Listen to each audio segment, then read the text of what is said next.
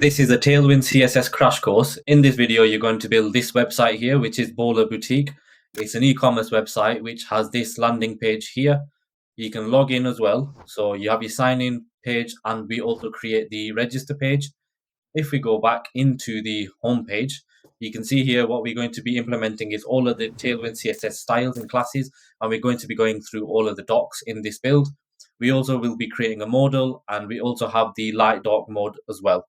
The site is responsive as well, so we'll be looking at Tailwind breakpoints. So if we reduce the screen size, you can see here everything changes accordingly to match the mobile responsiveness. And we also have the mobile menu as well over here. If you don't know what Tailwind is, if you go on the website here, you can just see here rapidly builds modern websites without ever leaving your HTML. It basically means that you can increase your productivity. You're not switching in between files, creating style files and so on. So everything is in line here. But what we're going to be doing is making it modern with best practices, so your solid principles, and we are going to create reusable components so you don't get the long pages that you have seen on other builds or elsewhere. So you can scroll down, you can see the testimonials and so on. There's tons of examples here of how things are built. But what we want to do is go ahead and build this, which is the Bowler Boutique, which is an e-commerce site. So let's go ahead and get started with the build. Right, so I'm in my GitHub account. So what I want to do is create a new repository. So this is going to be Tailwind CC YouTube. And let's create this repository now. So what I want to do is create a new folder. So if I go into my terminal over here, let's clear this out and let's zoom in. So here, what I want to do is go into my YouTube folder. So CD YouTube. And in here, I want to create a new folder. So make directory, and then this is going to be the Tailwind-YT. Press enter, and then we want to go into that. So it's CD of Tailwind YT ls, and now all we want to do is do code space dot, and this will open a VS Code terminal up for us. And what you could have done is you could have cloned from there instead of making the directory, but it's fine. So what we'll do now, we've got our VS Code terminal. We just need to open it. First of all, I want to check the node version that I'm on. So node-v, and it's version 14. So we should be on 18. So what I'm going to do is nvm use 18, and nvm stands for node version manager. So essentially, if you don't have this, the command won't work. So you need to download nvm for it to change your node versions. So now if we type node-v, you can see now we're on version 18. So what we need to do is install v. So Control R, which is a recursive search for what we've used in the past. So in my case, I'm typing in v. And you can see here, this is a previous command I've used, which is yarn create v tailwind --template. And the template that we want to use is react-ts. So let's go ahead and press enter. And now this will install everything for us. So what we can do is cd into Tailwind yarn and then yarn dev. So you can also use npm instead of yarn, but I prefer yarn. What I'm going to do is just move everything out into this folder. And then this Tailwind folder now we don't need, so let's just delete that. So now we're in the root directory of our project. All I want to do is do yarn to install all of our modules, so all of our node packages in our package.json file, which is what it says here. So once that installed everything, you should get a tsconfig JSON file as well, which we have. So now that's installed everything, you now have a node modules folder here, and we also have a yarn lock folder here as well. So what I also want to do is just check the git ignore file, which has everything that we need to ignore, which is fine. And again, the yarn lock is essentially the lock file that has all of our versions on there as well. So if we go into source and in main, you can see here we have our app being injected. So all we need to do now is do yarn dev to spin up the local machine. And I'm just going to copy localhost because we have the final one on 5173. I'm just going to go in here and paste in our project. And now you can see our V project is set up. So now what we need to do is install Tailwind and remove the boilerplate code. So let's go ahead and do that. So first off, let's go ahead and remove the boilerplate code. So if we go in our app.tsx here, what I'm going to do is just delete everything that we have and just do a p tag saying Tailwind CSS And we also need to delete the use data for the initial count. So let's delete everything here. And I also want to delete everything in the app CSS because everything is inline. So we want to inject the styles in our code, in our HTML over here. So let's delete the app.css. But we want to keep the index.css. So let's Command A and delete everything in here. And let's zoom in actually in our project so we can see better. So now in our app.tsx, we have just Tailwind CSS, and in our index it's empty. We have our main as well. So now if we save everything and we go in here, you can see we have Tailwind CSS with no styling. So next thing we want to do is apply the styling. But first of all, we need to install Tailwind. To install Tailwind, there's a handy doc on their website here, install Tailwind CSS with V, and there's other guides as well that you can use, such as Next.js and so on. So what we want to do essentially is follow this. So first off, we've done this first command here. The next thing we need to do is run this command over here. So npm install Tailwind CSS. But because we're using yarn, it's yarn add. So let's copy that and close this terminal down and do yarn add, and then paste in as a dev dependency Tailwind CSS, post CSS, and auto prefixer. So this will install all of the relevant packages that we need. If we go back in our guide over here, you can see npx Tailwind CSS init-p. So let's go ahead and install that as well. Now that has installed, and now you can see here we have a Tailwind config.js and also post CSS config.js. So essentially they are objects that we can pass in arguments into. So in our Tailwind config CSS, we need to make some further changes to the content. So let's go back onto the guide. You can see here it says configure your template paths. You can add the paths to all your template files in config.js. So essentially we want to inject the CSS. So we want to be able to use Tailwind in our source folder, anything to do with JS, TS, JSX or TSX files. So let's copy this and replace this one here and paste that in. And then we want to go in back in here in our index.css. We want to copy this and inject the base styles for Tailwind. So index.css and paste that in here. So let's save everything first. And then all we need to do is start the build process. So we just need to run yarn dev, and then we can copy this code as well. So let's do yarn dev and then close down the relevant files. And in here, what I want to do is inject some Tailwind. So h1 with a class name of text3xl font bold and underline. And let's see what that does. Let's move this in here. And now you can see it's got a font of bold, a text of 3XL, and also the underline here. So if we inspect it, essentially it's just normal CSS that's being applied onto the H1.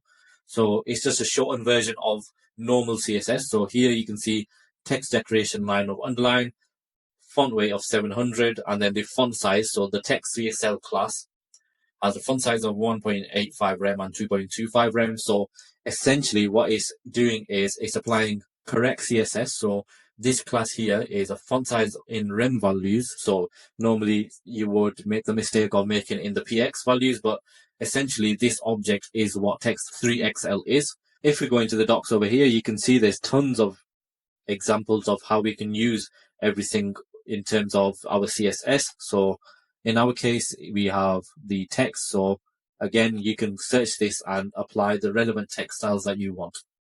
What I also recommend doing is in our extensions, I do have a Tailwind extension. So if we search for Tailwind CSS IntelliSense, which essentially is auto-completing everything for us. So say I'm typing something in here, then it adds autocomplete on. So say I want padding, so P and then dash, and then you got the autocomplete feature here. And it's quite handy because what it does is it shows you the rem values as well, or the pixel values of the padding you want. If I wanted it on the padding as top, you do PT, and then you can see here it amends and shows you the updated IntelliSense values here. So that's a padding top of 14, and then we can also change the color. So the way to do that is text dash, and then you just type in the color, and there are various different colors that Tailwind offers you, or you could type in your own color. So if you have a hex code, you can do brackets like this and then put in your hex code, or we have preset colors. So in our docs over here, we have a list of all of the different colors that Tailwind offers. All you need to do is type in text dash and then the color name. So let's type in red for this example, and then the shade you can see of 600, and each one has a different hex code in here. So let's change our text to text red of 600. So now if I save and go into our project here, you can see the text is now red. So you can see all of the styles being applied on here, but what I want to do now is get started with the build. So essentially shortening your code and writing everything inline. If we was to write this inline with the classes, then it would be much longer than this is now. So now so because we're using React, what we want to do is we want to have multiple pages. And the way to do that is with React Router DOM. So we have the home page, we have the login page, and we also have the register page. So what we need to do is create the routes for this.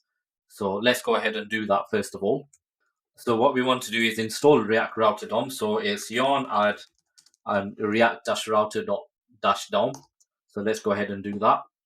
And then in our app component, what we want to do is this should handle all of our pages or routes that we want. So let's go ahead and do that.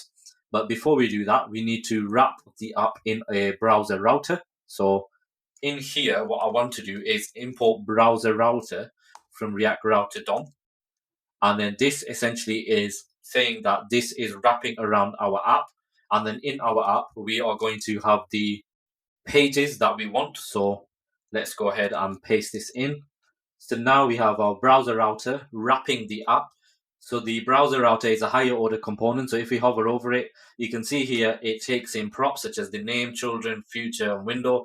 We want to access the children. So let's go into our app.tsx. And first of all, we need to create some folders in our source as well. So let's go ahead in here. I'm going to create a components folder. I'm also going to create a modules folder, and we'll go through these later on in the build. And then I also want a pages folder as well. So this is where all our pages will be. And in pages, I'm going to create a new folder in here. So the first one is home. The second one is the register. And then the third one is the login. And each of these will have an index.tsx file. So let's go ahead and create an index.tsx file for home. And using the React functional snippet, so ES7 snippet, so the extension, I'm just going to do RAFCE. And this is the home page. And I'm just going to type in home here. So let's start with this one. So we can close the main down. And so I'm going to do the same for the login and register, and I'll be right back. So now that I've created the pages, what I want to do is go into the app.tsx in here. And first of all, what I want to do is wrap everything in a routes tag over here, which is injected from React Router DOM. And then in here, each page is a route. So this is route like so in React Router DOM. This has a path and also an element. So we want to render the element or the page that we have created, which is the home page over here. So let's go ahead and import that like so. So now all we can do is control space and import it in.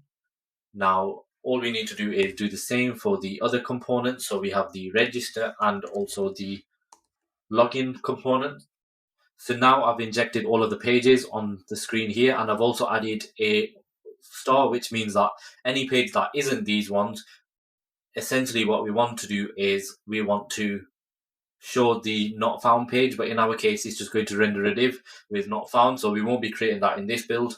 And what we can also do is move this further down to the bottom here. So if it is the slash route, then it will go to the home page, but because these precede as well, then we want to first of all check them routes first and then render the correct components or pages. But if not, then we want to do the home. But I believe you can still put this at the front, at the top here as well, and it would still work. But it's just best practice just to implement it like so. Also, talking about best practices, we should further optimize the app. So because React is a single page application, when we inject the code into the browser, that means that the browser injects all of the pages in here. But essentially what we want to do is add a loading state, and we also want to page split. So if the user went on the login page, it will only inject the login page code. if it was to do the homepage, it would only inject the homepage code. So this is what we will implement. So it's called React Suspense, and we are going to lazily import these pages or components. So let's go ahead and quickly do that, which shouldn't take too long. So essentially we want to wrap this in a suspense, and the suspense has a fallback. So if something's loading, then we would generally show a loader, but in our case I'm just going to do the loading like so, and then again we just need to close this off here. So that's the first thing we are doing.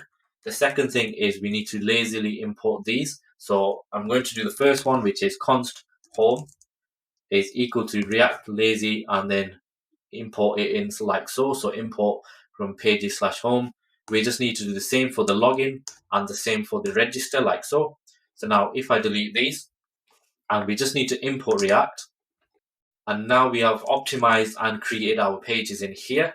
So all we need to do now is check that that works. So let's do yarn dev, and then in our app over here, I want to go into /login.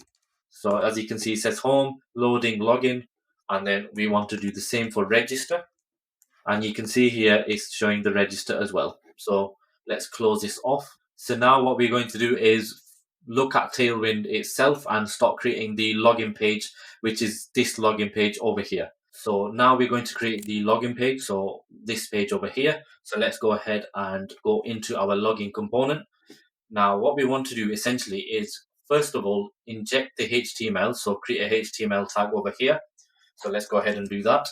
And then this HTML tag is going to have a class name, and the class name essentially is going to be the height of full, so h full, which if we hover over it, you can see here it says a height of 100 in here.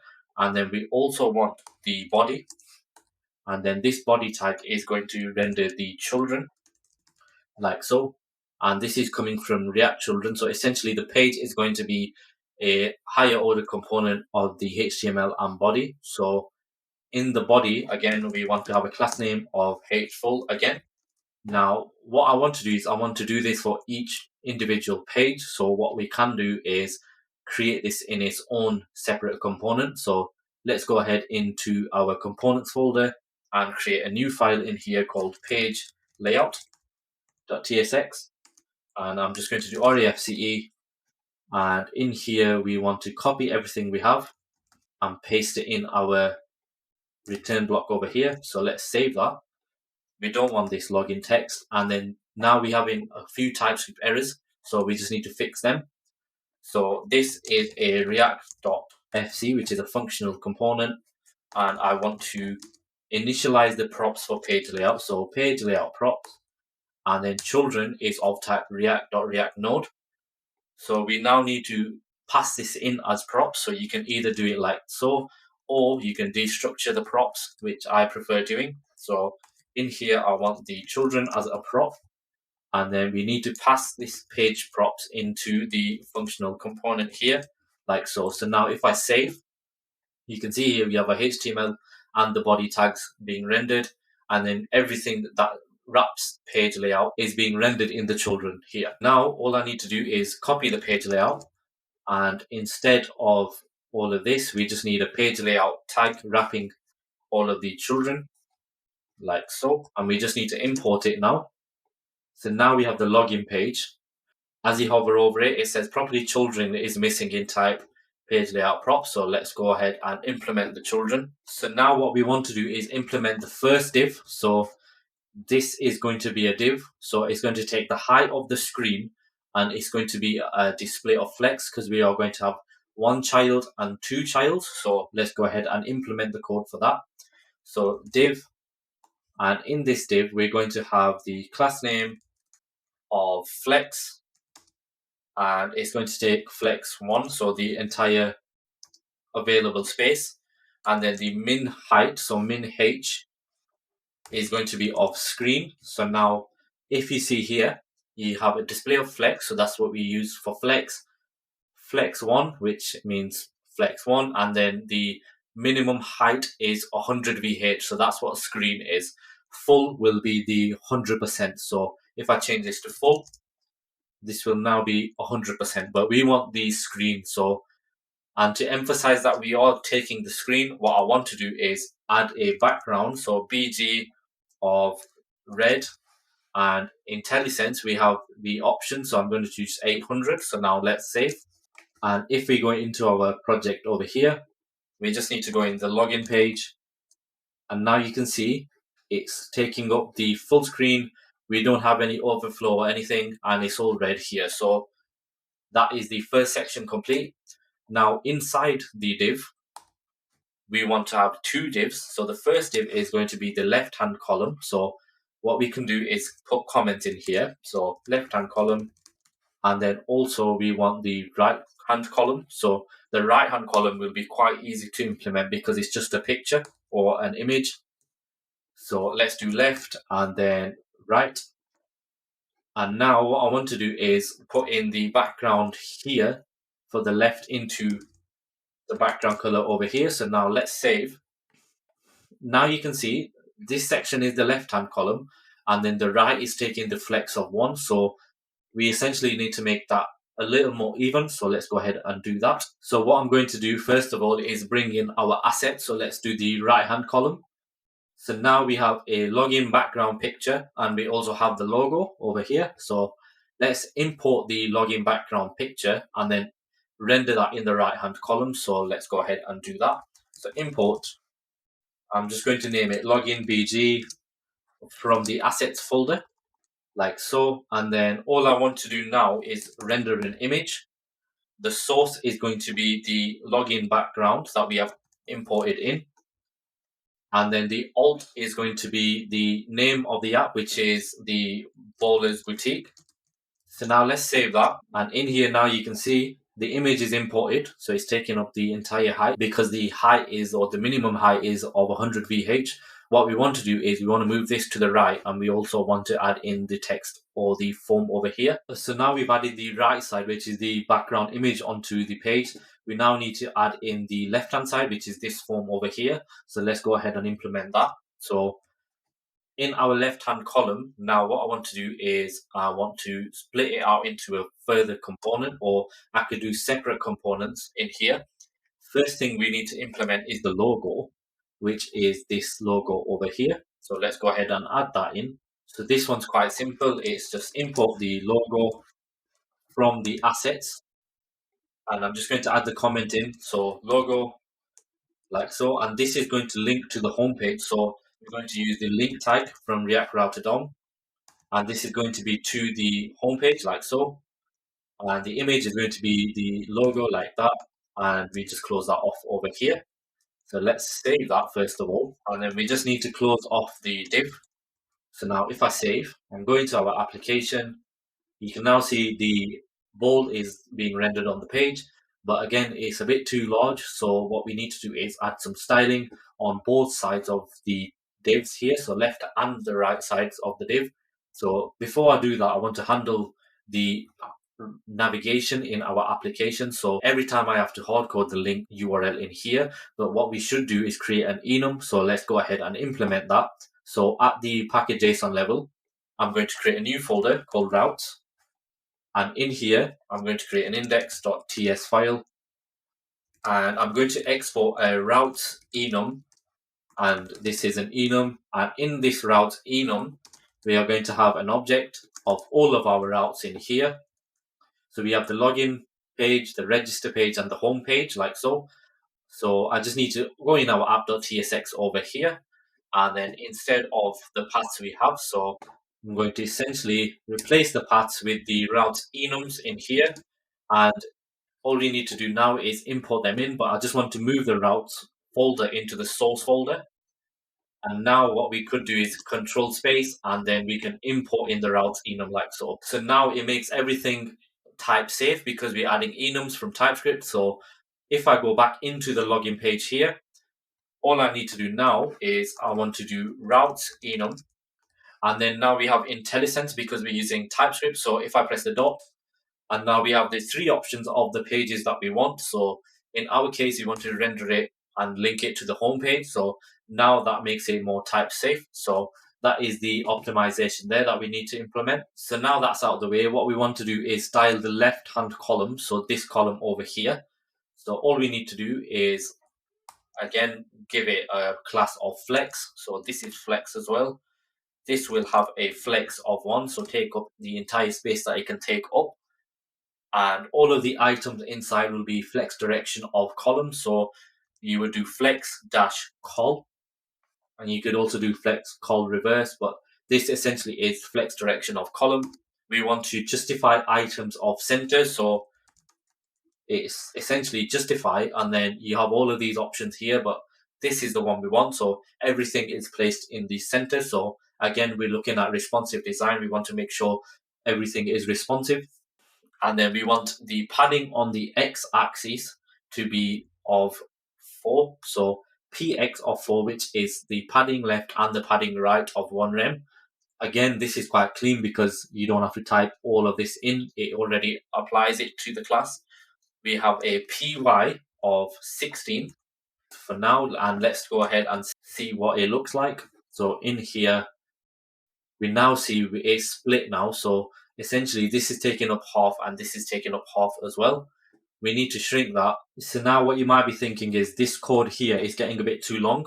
So now what we want to do is split it out into little sections. So the way I would split it out is I would do this as a section over here, then the form, which is essentially the email address, the password, and the sign-in, and then the continue with is a separate one as well. So let's go ahead and split it out. So we're focusing on this section over here first.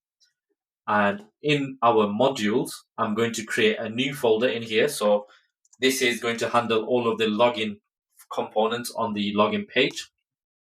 And any reusable components will go in the component section over here, and we will encounter them later on. So in login, what I'm going to do is create a component, or you could create a folder and then the index.tsx. But in this case, I'm just going to create a component, and this is going to be called the logo section in our login page .tsx, and then do RAFCE. And then all we need to do now is copy this or cut it out and import the logo section like so. And let's go into the logo section now. We have a div surrounding it, which is fine. And I'm just going to change this to a React fragment.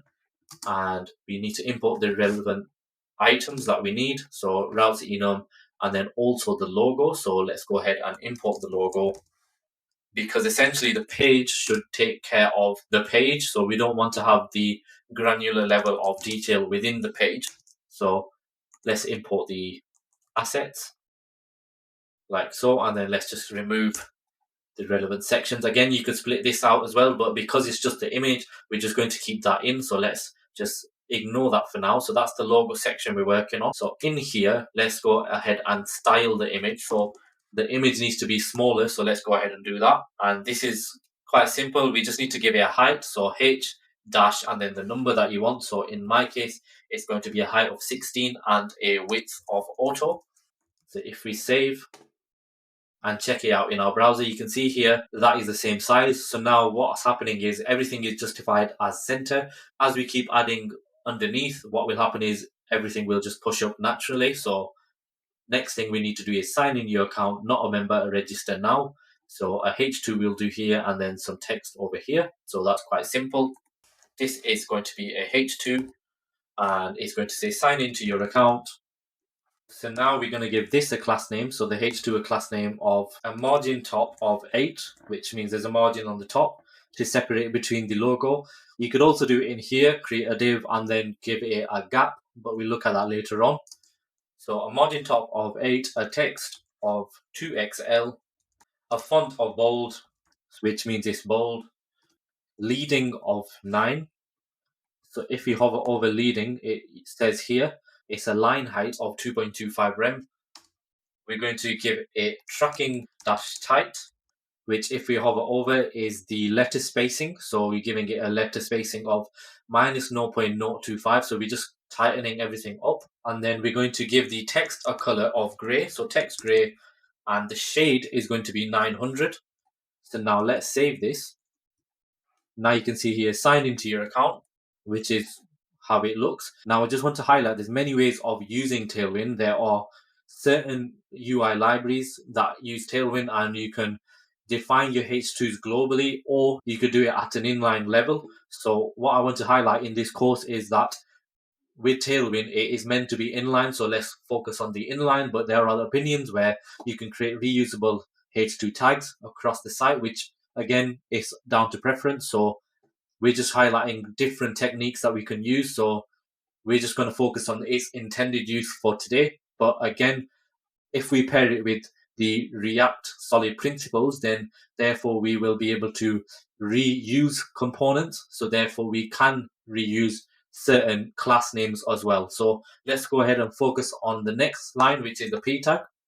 And this is essentially going to be the not a member section. So not a member.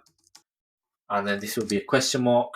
And then in here, we're going to have a link. So link to. So again, because we use the enums, what we can do is use the routes enum dot register, because we want to register the user if they're not a member. And then the text for that is register now. And let's close off the link as well here. So now you can see not a member, link to the register now, and let's go ahead and check that out. That's correct. So now we need to style the P tag, and then we also need to style the register now. So let's go ahead and style them out. So the P class name is going to be of margin top of 2. This text is going to be small, so text SM. And if you hover over it, you can see here it gives you the font size and the line height. So again, it's enhancing your classes and making sure you're using the correct rem values. And again, what you could do is you could override your font sizes and the text SM class to whatever you need. That is also in the docs as well, but we won't be focusing on that in this crash course. We're going to give it a leading of 6, and the text is going to be text gray of 500. So now let's check that out. So you can see that is the text there, and it's changed to gray. But now what we want to do is give the link a class name, because this is highlighting the fact that we can register now. So what I want to do is do cursor dash pointer, which essentially it shows that it's a link. We want to give it a font of semi-bold. The text is going to be the text of red, like so, and that is going to be 600. And now what we want to do is when we hover over it, we want to change the shade of the red. So the way you can do that is at the end of whenever you define your style. So say I've given it the base styles over here, and now I want to do hover with the colon. So that means that everything after this is to do with the hover styles. And in our case, it's going to be the text, and the shade is going to be red of 500. So now if I save this, you can now see that this is not a cursor pointer, but this is, and then the shade also changes as well. What I also want to do is show you how to do dynamic class names. So you essentially would use temporal literals like you would do in JavaScript. And if you want this red to be a dynamic color, we'll look at that in a moment. But essentially, what I want to do is instead of defining it as red here, so what if I wanted to change the colors based on a certain value? So what I could do here is do const app colors or app color, and this could be in a global variable somewhere. So if you was using something like Redux, then what you could do is change the color based on whatever the user has, or if you wanted to have a certain UI color across the site, then you could do it like this, but we'll just mock it for now. So essentially, wherever it says red, we could do Command D and delete that and implement your own color in here. So this will be the app color. So now, as you can see, I've changed the app color to red. And again, if I hover over it, you can see app color is red. So if we go into our login page, it still applies the red. So you can do it in many different ways. It's up to you how you want to define your styles and so on. But this is just a few of the ways you can do it with Tailwind. So now we've done the top section. What I want to do next is the form itself. And what we are going to do is we're going to be implementing a plugin with Tailwind called Tailwind Forms. So when using Tailwind, if you look at the docs, on the plugin section over here, what we can do is we can extend Tailwind with reusable third-party plugins. So in our case, what happens is plugins let you register new styles for Tailwind to inject to the user style sheet using JavaScript instead of CSS. So there's many different plugins in here, but the official ones are the typography, forms, aspect ratio, and container queries. So let's go ahead and look at some official ones, and this is how you would inject them. And we are using a couple in this project, so we'll go through the forms one, which is the one we're going to implement. So if we look at the excerpt here, it says the form plugin adds an opinionated form reset layer that makes it easier to style form elements with utility classes. So what I want to do is open this in a new tab. And now you've got this Git repo here, which tells you how to install it. But essentially, all of the form elements you use will have some sort of default styles that are easily overridden with utilities. Currently, we have basic utility-friendly form styles for the following form element types. So essentially, it adds base styles in for us, and then we can override them as well. So let's go ahead and install this plugin. So if we copy this and go into our project, and what we need to do is do yarn add and paste it in as a dev dependency, Tailwind CSS forms. And then all we need to do is if we go into our Tailwind config.js over here, and then we have plugins as an array. And what we want to implement is the Tailwind CSS/forms. So again, we implement that. So now let's save this. And if we go in here, all we need to do now is use our Tailwind forms. So let's go ahead and do that and create our form. So let's close everything off that we don't need. So we're back into the login component in here. So now what I want to do is under the logo section, I want to create a new component in our module called login form. And again, what we need to do is go into the modules of login and create a new file called loginform.tsx and reusable. And this is where we are going to have our forms. So let's first of all import this in. And now let's see what we need to do in our login form. So we have an email address input, we have a password input, and we have the sign in button here. And then we also have the forgot password link, which we will also add as well. So in our form, we'll use the HTML form tag here, like so. And then in the form, we want 2 inputs, and we also want a button. So what we can do is essentially create a reusable input component and then pass in the relevant props in there. So what I'm going to do is in our components folder now, I'm going to create a new folder in here. So this is the input folder. So in here, we're going to create an index.tsx, and we're just going to create an input. So it's going to be reusable. This is going to be named the input. And this will take in some props that we will look at later on. But for now, this is going to be an input. Essentially what we want is a label and then the input. So let's go ahead and create a label. And then this label is going to be the email. Let's do the email label for now. And this is an email address. And then underneath here, we're going to have an input. This is going to be of type email. And let's just save that for now. What I also want to do is render this import into my component just so we can see it. And then now let's just save everything. And in our browser, it's not being rendered. So let's just check why that is the case. So in our login here, we have the login form, which is correct.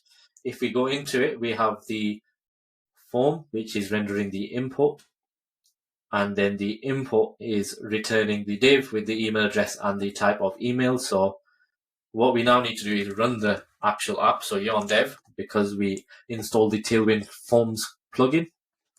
So now it will refresh, and now you can see our label is showing, but the input isn't. So what we now need to do is style them both. So first off, let's style the label. So this will be a class name of block. So this is display of block. The text is going to be small. So we're using the text SM class. The font is going to be medium, which is essentially if we hover over it, the font weight is medium of 500. We're going to have a leading of 6, which again is the line height. And then this text is going to be gray of 900. We props to the input, so we're going to give it an ID equal to the email as well. We're going to make this required, so this input will be required. The type we've already done, and now what we need to do is the class name. So let's style this input. So because it's a reusable component, all we need to do is pass in the props, and the style is already created, and we are doing that now. So this will be a block style again. We're going to have a width of full within its parent. It's going to be rounded -MD. So if we hover over this essentially is a border radius, and it gives the border radius value here. The border of 0, which means that there's no border width. It's just rounding out the input itself. We're going to give it a padding all over of 1.5. So now you can, if you hover over 1.5, it gives it a half value as well. So you don't have to do padding of 1, 2, 3, and so on. We're going to give it a shadow of small. So if you hover over shadow, you can see it applies all of these styles here. So it saves you all of the time and effort of Googling what styles you want to add for a shadow in here. So that's another handy feature of Tailwind because of its pre-defined classes. We're going to give it a ring 1 and a ring inset. And I explain what these are. So a ring 1 is all of these styles over here. So saves you implementing that. And then a ring inset gives it the style of inset. Now what we want to do is also color in the ring. So the ring color is going to be ring gray of 300. So now let's see what that does to the styles. So now you can see here we have a ring color, and this is width of full as well. And then we have the gray ring color all around with a slight little shadow. Now what we want to do is, with an input element, we have placeholders in there. So let's give it a placeholder for now of enter your email address like so. And we can style the placeholder itself. So let's go ahead and style the placeholder. And the way you can do that is if you just type in placeholder, like we did with the hover before. And then when we focus, we want the ring to be larger. So at the minute, the ring is 1, but what we can do when we focus it is give it a ring of 2. And we can also give the ring a color. So focus of ring -red of 500. So the theme or the color scheme of this app is going to be red for our Bowlers Boutique. So that's how you would add your focus style. I'm going to delete that because what happens is Tailwind Forms implements its own classes. So if we go into here and click into it, you can see here it adds its own classes, and it's got its own little padding as well. So we'll just use the plugins classes for this for now. And if we type, you can see here that is working correctly. Now, what I want to do is on small screens, we haven't looked at this. So with breakpoints in Tailwind, you can have multiple breakpoints. So you could do the breakpoints that you normally have using media queries, but with Tailwind, it has predefined breakpoints already. So anything from a small size going up, what I want to do is give the text as small. So now if I save, you should have spaces as well in here. So let's save that. So that is the input complete. What I want to do is add a margin top in here of 2, just to space out the label and the input. So now you can see that's a little spaced out. So that's fine. So now that we've created the reusable input component and we've got the styles, we don't need to restyle it all the time. It will have a consistent styling across whenever we use the input component. So all we now need to do is pass in props. So the props that I want to pass in, first one is going to be the name of the input. So this will be reusable, and it will take in a name like that. And then also a label, which essentially is the label here. So we want to pass in the label, and in our case, because we are using React, we aren't using any external form libraries.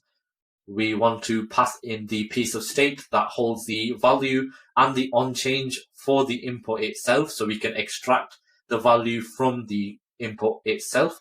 So that is what we need. We're not going to be working with functionality. We're just focusing on the styling or the Tailwind itself. So now what I want to do is be able to take in the input props, which is the label as a string and the name as a string. So let's pass this in as an argument in here to satisfy TypeScript.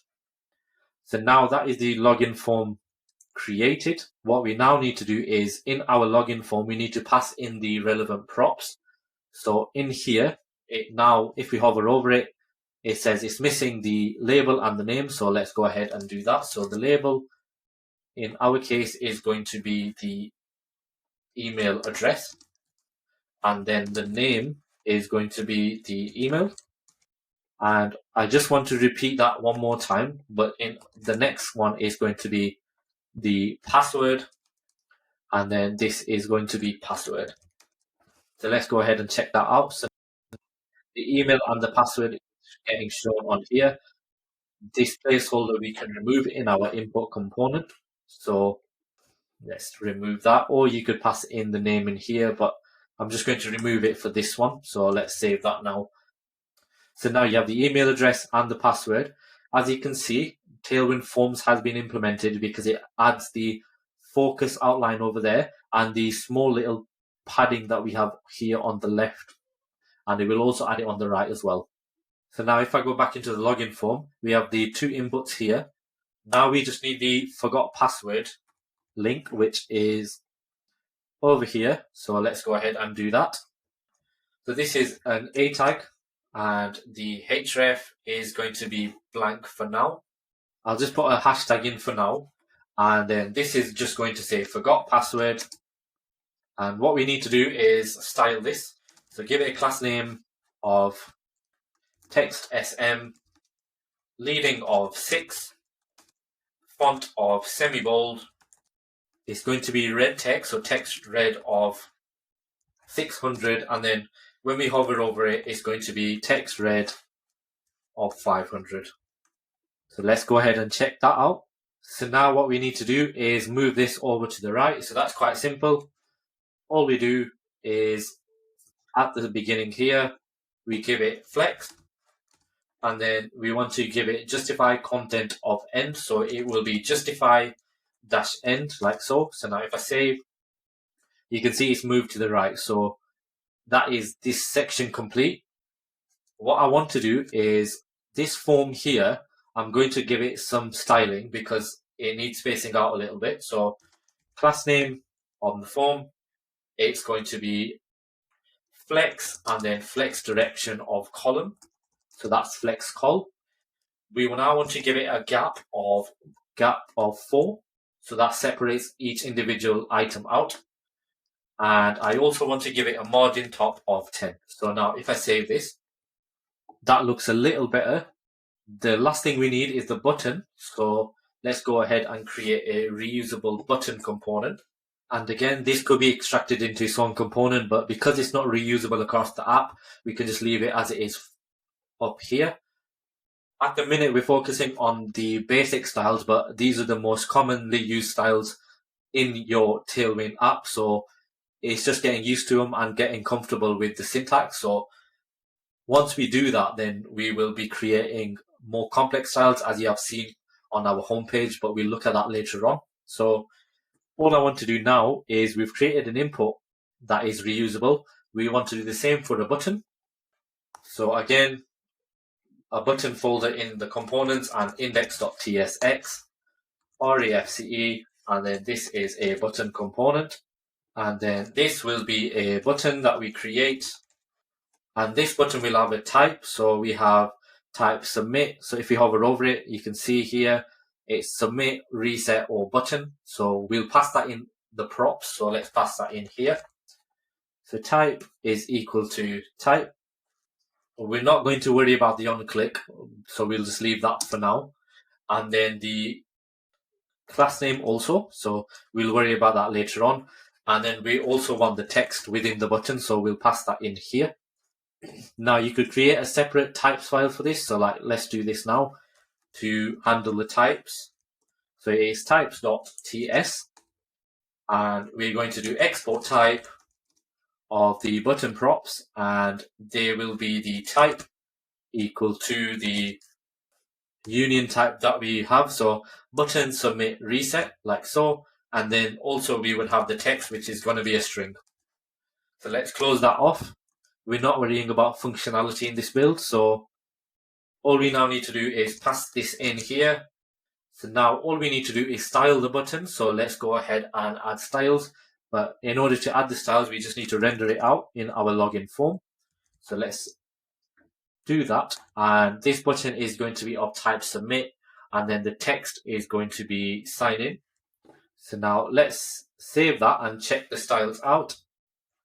So at the minute, it's a clean style. So Tailwind starts from a completely blank style. So now we just need to add our UI styles in. So that is this sign in red over here. So let's go ahead and implement that. So it's going to be flex, a width of full. So takes up its containers width, justify of center, rounded of medium.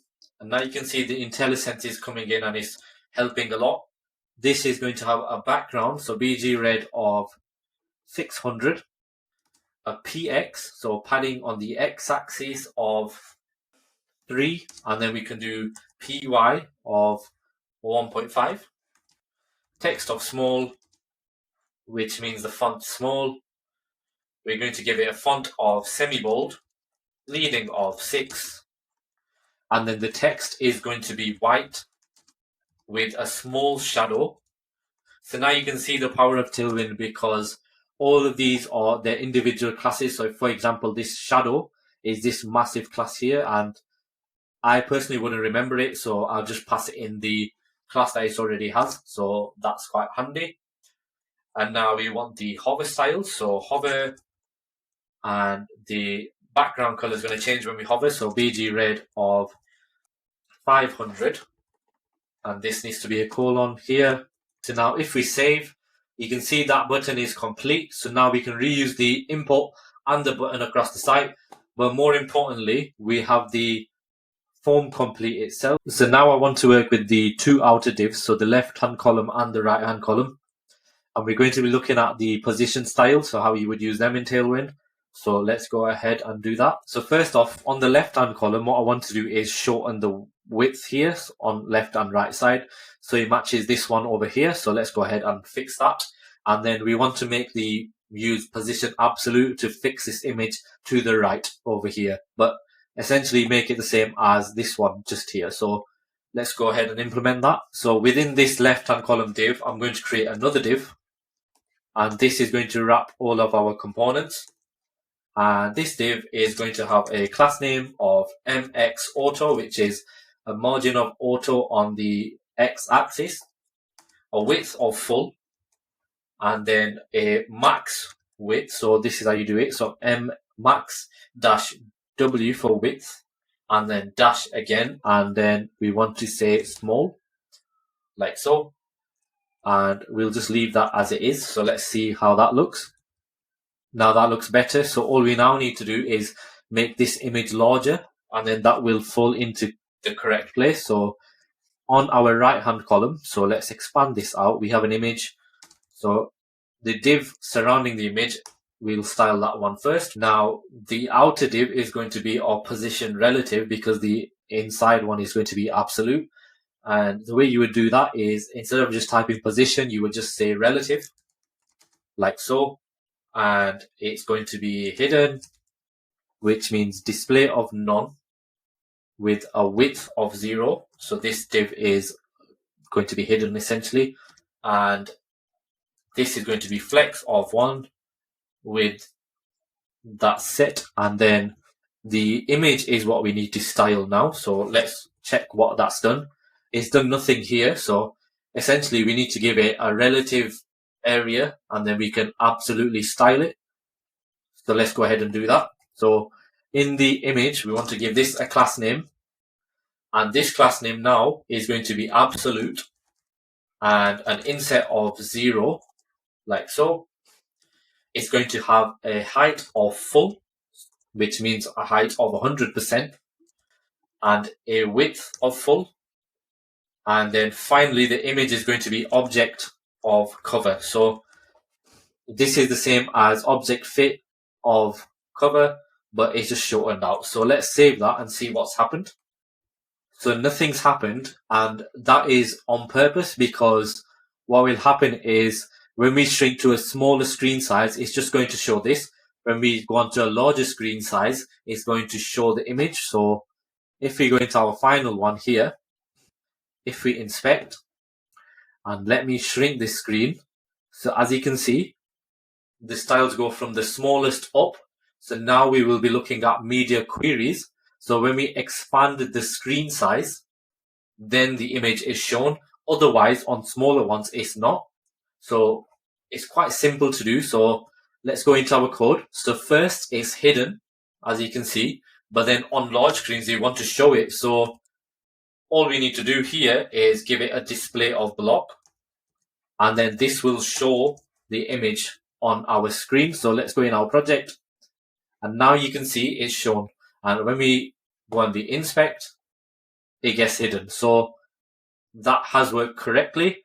We need to do the same media queries for this side here now. So let's go ahead and implement the media queries on this div over here. So on small screens going up, what we want to do is give it a padding X of 6 here. And then on large screens, what we want is a flex of none. And if we hover over flex of none, it just essentially the same thing, gives it a flex of none.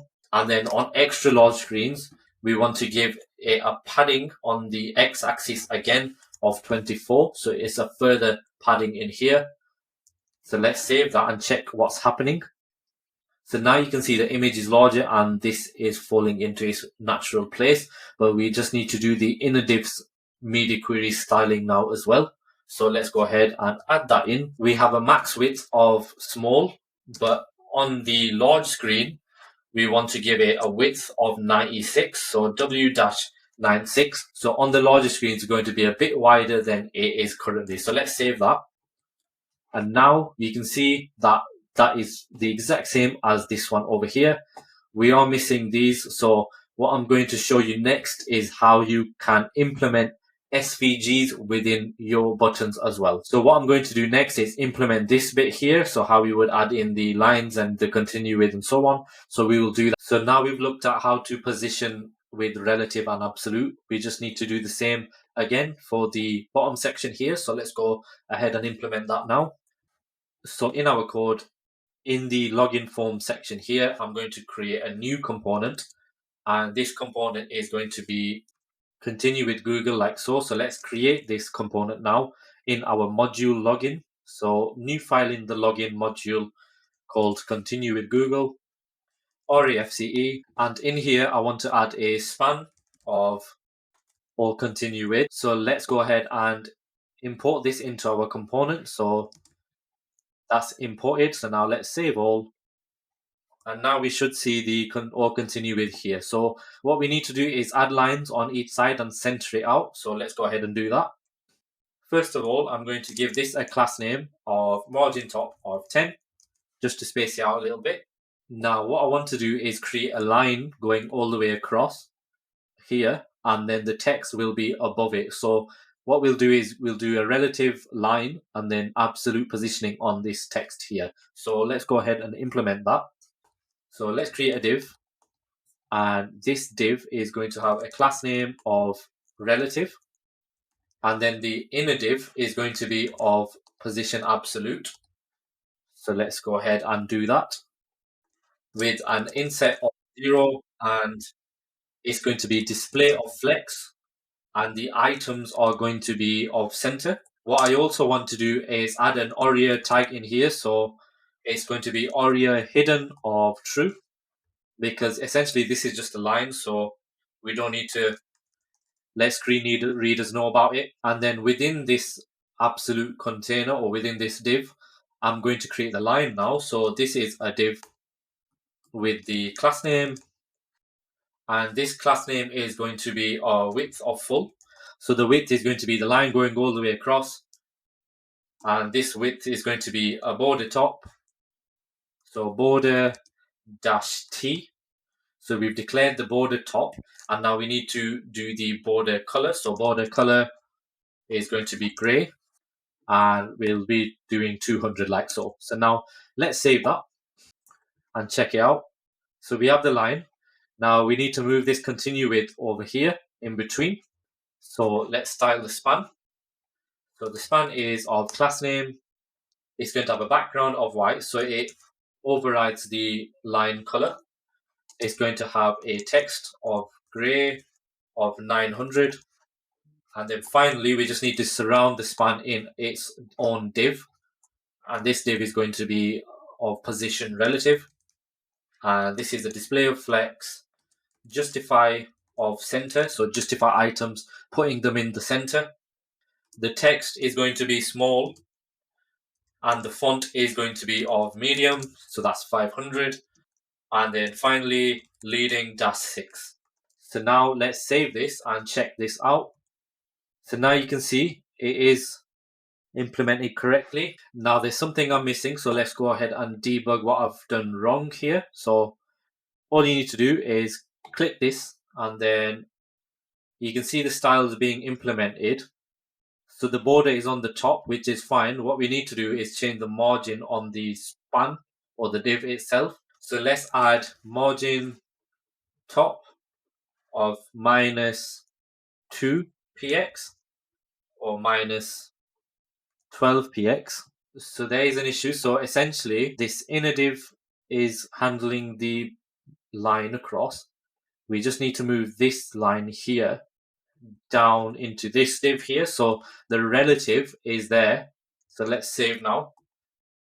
And now you can see the line is here. So it's showing correctly. What you also want to do is add padding on each side on this continuous text. So if I add that in, and that's just going to be here, px of 2. And now if I save, it's spaced out a little bit here. So the last thing to do is the button. So let's just go ahead and implement that underneath.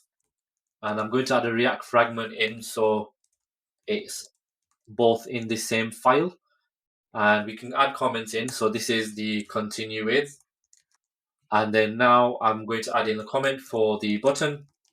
And what I'm going to do with the button is I'm going to paste it in and explain it. So essentially, we are using a margin top of 6. We're using display of grid. So the way you would use display of grid is like so. So it's grid and then grid columns, and then you can choose however many columns you want. We have an A tag, which has the styles here.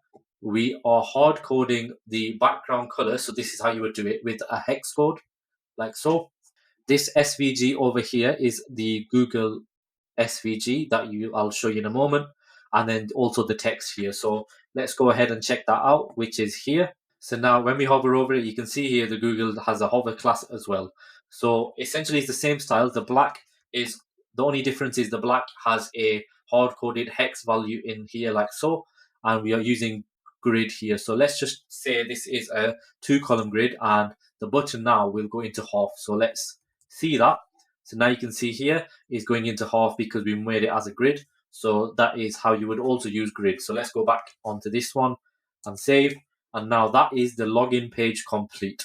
What I want to do next is the register page, which is essentially the same. So we're just copying the styles across, but changing a few little things. So we're adding an extra input in here, but everything else is the same. And I will do that next. So now when we click through to the register now button here, we get navigated to the /register page, but again, this is blank. So let's go ahead and copy this all out. So in modules, I'm going to create a new folder called register. And essentially, we're just going to reuse everything that we've created so far. So if we go into the login page, I'm essentially going to copy everything out like so. And then in register, where we have our return block, we just need to paste in what we have. We need to import the page layout like so. The logo section is imported. the login form, we need to change this to the register form, which the only difference is that it has the extra input in. And then the continue with Google, we can just keep that. So we've already created the component for that. That's fine. So let's go ahead and import the login background. So import login BG from the assets. So let's just comment this out for now and save. And now you can see everything is the same. We just need to change this. So the way we can change that is quite simple actually. But other than that, that should be the register complete. So let's go into the logo section. And what I want to do is pass in a prop, a Boolean prop, saying that this is the register page. So we can just say is register page, like so. And then in the logo section now, we can destructure the prop, which is an optional prop, by the way. So is register page, and we can just do the type. So type logo section props is register page, which is a Boolean. So we just need to do React functional component. And now we can just conditionally render the is register page. And what I want to do to make things cleaner is add a guard clause in there. So basically that is an if check to say if it is a registered page, like so, then we want to return in here. If this is not true, then it will just render this out over here. So what I'm going to do is just copy everything across because the styling is pretty much the same. And then we're rendering the image, that's fine. Instead of sign into your account, it's register for an account. And then instead of not a member, you could do are you a member, sign in. And then instead of the route enum register, we want to do dot login here. So what we're doing is we're passing in the optional prop, and then if it is a register page, then show this, otherwise show this. And what we could do is create this as its own component within the register module, or we could just keep it here. But to save time, I'm just going to keep it inside here. Let's go ahead and check that. Are you a member? Sign in.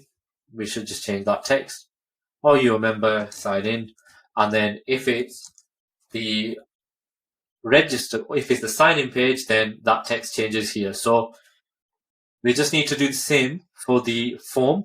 So let's copy this. And in our register module, let's create the component. So this is the register form.tsx.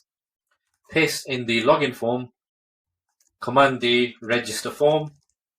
So the styling's already implemented. All I need to do now is create a new input up here using the reusable input component. And then this could just be the name, like so. And then what we need to do is remove the forgot password because we don't have an account. So now let's save. So sign into your account, register now. We need to import the register form component into our register page. So let's go ahead and do that here. So let's control space register form. And now we have reused all of our styles in the login page. We have the page layout already set up.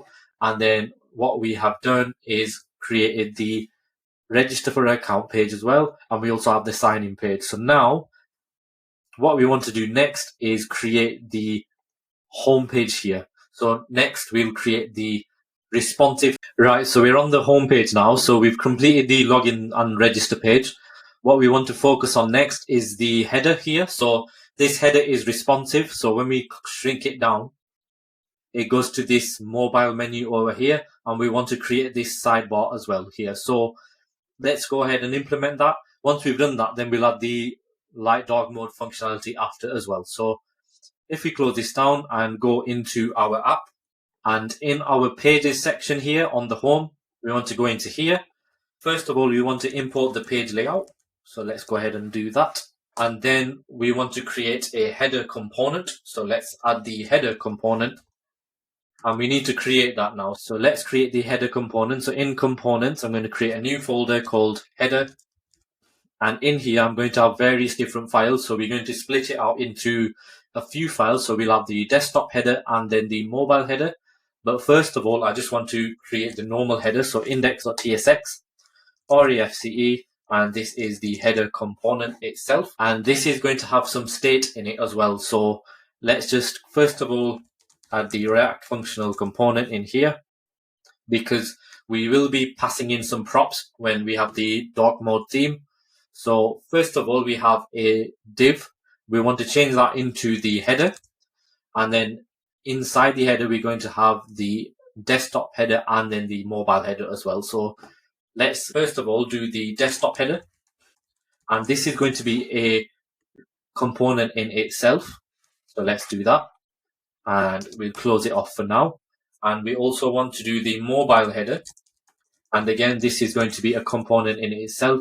But what we're going to do is just comment that out now. So dependent on the state, it's going to render the relevant component. So let's comment this one out for now. And what I'm going to add is a piece of state here. So this state is for the mobile menu is open, or menu open, like that, and then set mobile menu open. And in this project, what we're going to be doing is we're going to be using hero icons as well to get some icons from, and also importing headless UI as well. So first of all, what we need to do is pass these states into these components over here as props. So let's go ahead and do that. So in desktop header, the only prop being passed is the set mobile open prop. So essentially, this is where we will set it from a desktop to a mobile, and then this will render only if the mobile menu open is true. So let's create this desktop header component now. So in header, create a new file, and we just want to do reusable. So if we look at the final header for the desktop, you can see here we have 3 sections. So first section is the logo. We have the pages being rendered in the middle, and then the right hand side here. So let's do the 3 sections. So first of all, this is going to be a nav, and then the 3 sections. So we could create 3 separate components in here. So logo, then we have the pages or the links or whatever you want to call it, and then the login section, like so. So the logo is quite a simple one. So what I'm just going to do is bring in the logo styles in here, which essentially is a div. It has a class name of flex, and then on the large one, we want to do a flex of 1 on large screens and above. We want to link it to the home page, because when we click the logo icon, then it should go to the home page.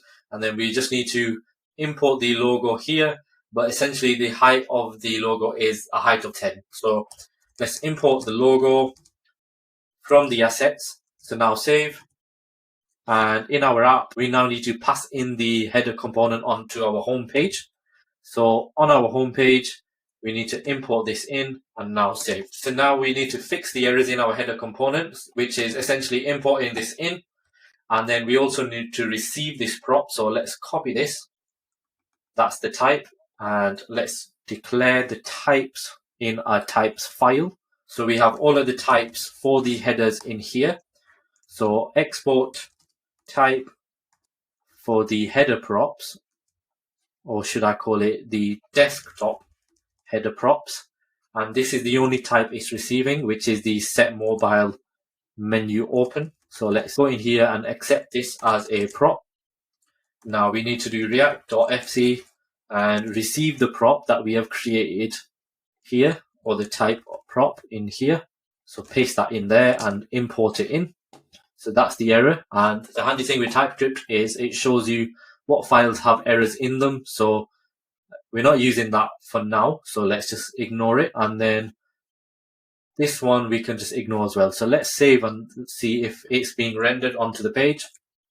So now you can see the header is getting rendered onto the page, which is fine. So now we need to implement the middle section, and then we need to style the nav itself. So let's go ahead and style the nav itself. So I'm going to give this a class name, and this is going to be a display of flex. So flex items are going to be center. So align items of center. So that is on the horizontal axis. Justify content of space between. So justify between. We're going to have a padding of 6. And then on large screens, I'm going to give it a padding of 8. So it has a bit of a bigger padding. And then we're going to give this an area label of global, like so. And then we just get rid of this one. So now save. So now we have our 3 sections in here. What I want to do is, first of all, check, and you can see that's working correctly.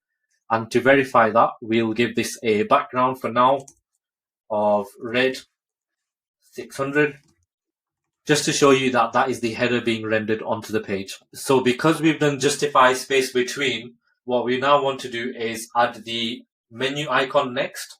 So essentially, this icon next after the logo. The reason for this is because Tailwind uses the styling from the smallest devices going up. So if we code from the smallest device going up, then we need to have this second, and then this third, and then this fourth.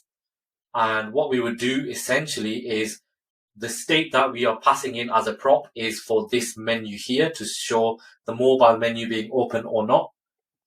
The way we would hide this is on larger screens, we would then do a display of hidden, and then that way that shows these two here. And then obviously on smaller screens, we would do a display of hidden for these 2 icons or these 2 containers here. So let's go ahead and implement this menu icon over here.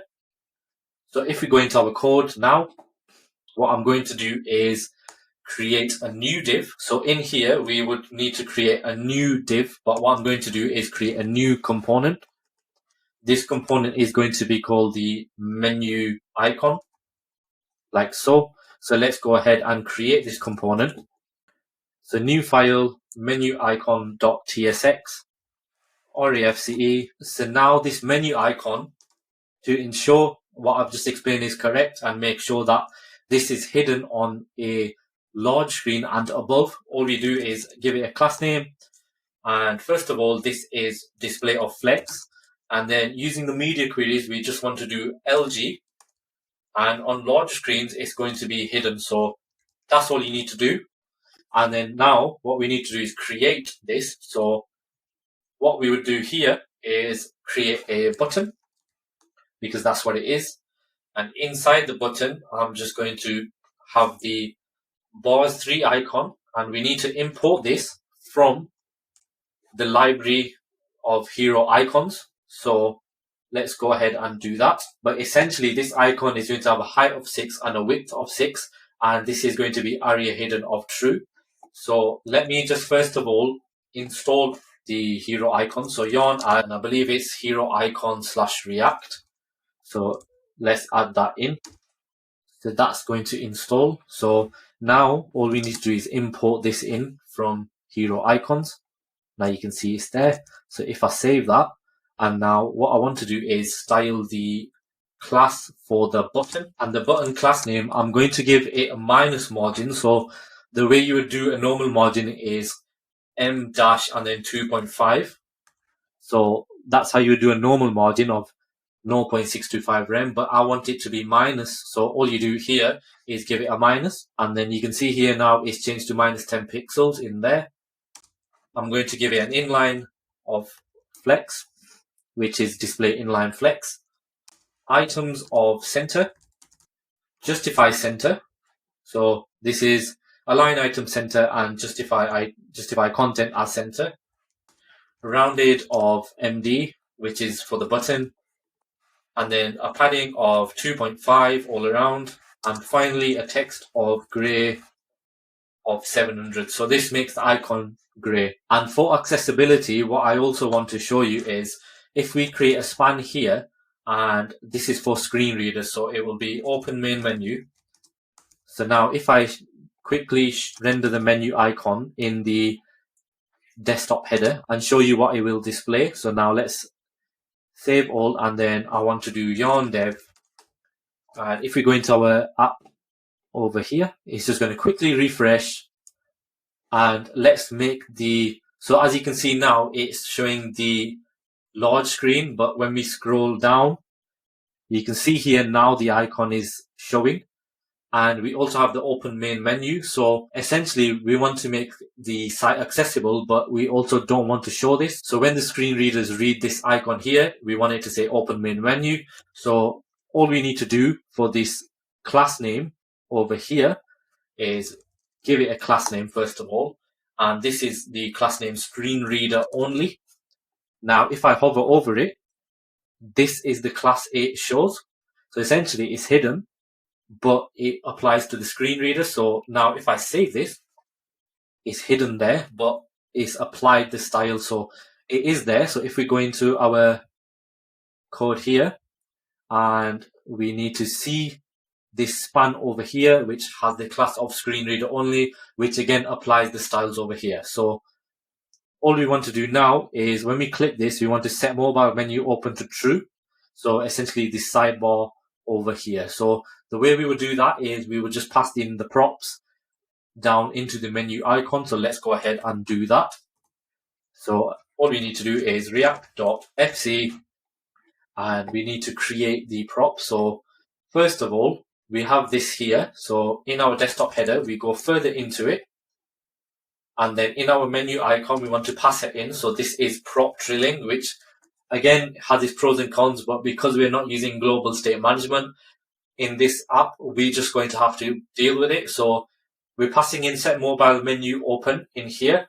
And then when we click on the menu icon, so let's destructure it from here. So now on the button, I want to add the on click of set mobile menu to true, like so. And then we need to create the menu icon props. So again, it's in here. So export type of menu icon props is equal to this over here. Or alternatively, what you could do is change this to an interface and then extend it from here. But what I'm going to do is just keep it separate like this. And then all I need to do now is import this in like so. So now let me save all of this. So that is the menu icon set. So if we go into here, we have the desktop header being rendered. We need to finish it off now. So we need the pages section and then also the login section. So what I now want to do is have a new file in here called helper.ts. And in helper.ts, I essentially have my navigation links. So these are the links. And now I need to create the navigation type. So essentially the navigation type, I'm going to move into the types folder. So export type of navigation type, like so. And I'm just going to paste in the navigation type, which is a name of string, a href of string, and an ID of number. So now I can go into helper and import this in, like so. And then for my pages, I'm just going to paste in what I have. So a div with the class name of hidden, but on the large screens, it will be shown. So essentially it's hidden on small and medium screens. And then on the large screen it's flex. And then on a large screen, once again, it has a gap on the x-axis of 3 rem. So all we're doing is we're getting the navigation from the helper. We're mapping through it for each item of navigation type. We're just rendering an A tag, which has the following styles in here. So quite simple. We are using that there. So now if we go into our app over here, so on the small screens and the medium screens is the icon over here. And then on the large screens, we have our links being shown. So there's one more section left on the header, which is the login UI over here. All I'm going to do is have a div. So let's create a div. And this div is going to have a class name. It's going to be hidden once again from the small and medium screens. And then on the large screen, it's going to be flex. And then again, on the large screen, it's going to have flex of 1. So take up all the space you need.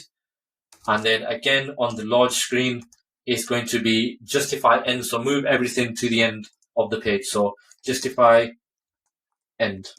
like so. So all I now need to do is have the link to the login page in here. So let's go ahead and implement that like so.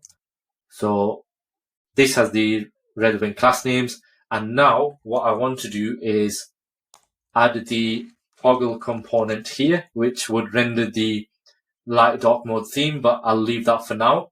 So let me just put that in there for now. And if we go back in here, we've done the desktop menu, but we now need to do the mobile, which essentially is this, right? So now what we want to do is create the mobile header. So let's just uncomment this out, and essentially we just need to create this component. So let's go ahead and create a new file, mobileheader.tsx, and then refce. And in here, what we want to do is create that sidebar that we've seen earlier. So first of all, what we want to install is headless UI. So I'm just going to quickly install that. Yarn add headless UI / React. And we're going to be using the dialog component from there. So let me just quickly run yarn dev once again. And in our mobile header, I'm going to import the dialog from headless UI. So let's import that. Now, what this does is it has certain props on there that we need to access. So this dialog is going to be as a div. So let's name it as div. And it's going to show some errors. You can see here, there's certain props that it needs to add. So dialog as div is going to be a class name of, and the class name is going to be on large screens. This needs to be hidden. So the opposite of what we've done previously. And then on open, this is going to be showing as the mobile menu open. So this is where we will be receiving the props. So I'm just going to do mobile menu open like this. And then one more, which is the on close. We want to do the set mobile menu open on here. So essentially it's just handling the states for us. So all we need to do is pass in the state. So let's receive the props first of all. So in here, I've got the mobile menu open as a prop and set mobile menu open. So now we just need to receive these props and create the type. So let's go ahead and do that. So in our types, I want to receive these props. So export, and this time I'm going to do an interface of mobile menu props. And this time I want to just add the mobile menu open because we are going to extend the desktop header props in here. So extends, or you could do modular, it's up to you, like so. So basically this mobile menu props now will have all of the desktop header props plus this mobile menu open prop as well. So all I need to do now is import this in like so, and now save. And we just need to pass these two props into the mobile header itself. So let's just pass them in here as well. So now if I save, all I need to do is import mobile header, and now all of the errors have now gone. And all we need to do now in this dialog is build out the mobile header. So I'm just going to render mobile header in here just to see if it's all working and the functionality is working correctly. So let's go back into our code. So essentially we have our desktop header here, but when we scroll or shrink it down, it goes to our mobile menu. When I click this, it then opens the mobile header here. So all we need to do now is style this menu here because the desktop header is complete. We just need to do the mobile one. And you can see here it's toggling open and close as well. Right, so let's create the mobile header itself. So instead of a p tag here, we want to render a dialog panel. So let's go ahead and implement that. And that's coming from headless UI as well. So dialog.panel, and everything will go inside this panel. But before we do that, we need to render a div. And again, this has a class name of fixed, an inset of 0, and a z index of 40. We can delete the flex. And now if I close this off, and in here, I'm just going to put in a few things. So first of all, what we need is our logo icon. So let's implement that. So it's quite simple. what we can do is go into here and where we have the logo, let's just copy the link in here and then render it in here. So now if I save, I just need to import the relevant link tag and the routes enum and also the logo image. Now what I can do is create a reusable logo component, but for this I'm not going to do that. I'm just going to leave it as it is. So let's save this now and let's check our mobile menu. So if we go into here and click, you can see the mobile menu, but what we need to do is we need to move this menu and have a line as well, just showing that this is a panel on the left side. So just like this one over here, we also need an X mark here just so we can close down the mobile menu as well. So let's go back into our code. And for the logo, I'm just going to put it in here as logo, and I'm going to wrap it in a div and give this div a class name as well. So let me just move the link inside, and this div class name is going to be flex item center and then justify space between, because this div is going to have the logo and the X cross. So justify between like so. So if I save, and then the second item is a button. So what I'm going to do is just bring in that button over here, which essentially is a type of button. The class name is a minus margin, so we've already covered that, and also it's rounded, padding of 2.5, which is there, and also the text of gray. We're going to click on the X mark icon, so we need to import that in from hero icons, which is a height of 6 and a width of 6, so the same as the menu icon. And then when we close it, then it closes it off. So let's just check that. So now we have the X icon and it closes the menu. So as you can see there, it's working correctly. So now we just need to create the outer shell of the component. So let's add the styling now for the dialog panel. And this styling is fixed and inset on the y-axis of 0, which essentially is top and bottom of 0. It's going to have a right of 0 as well, so it's going to stick to the right hand side of the page. A Z index of 10, a width of full, so it's going to be full width, and then we're going to have an overflow on the y-axis, so it will be overflow -y auto. It's going to be a background of white for this panel, a padding of 6, and then this is from the start, so this is from the smallest screen possible. So then on small screens going up, what we want to do is have a max width, max W -SM, so that is a max width here of 24 rem.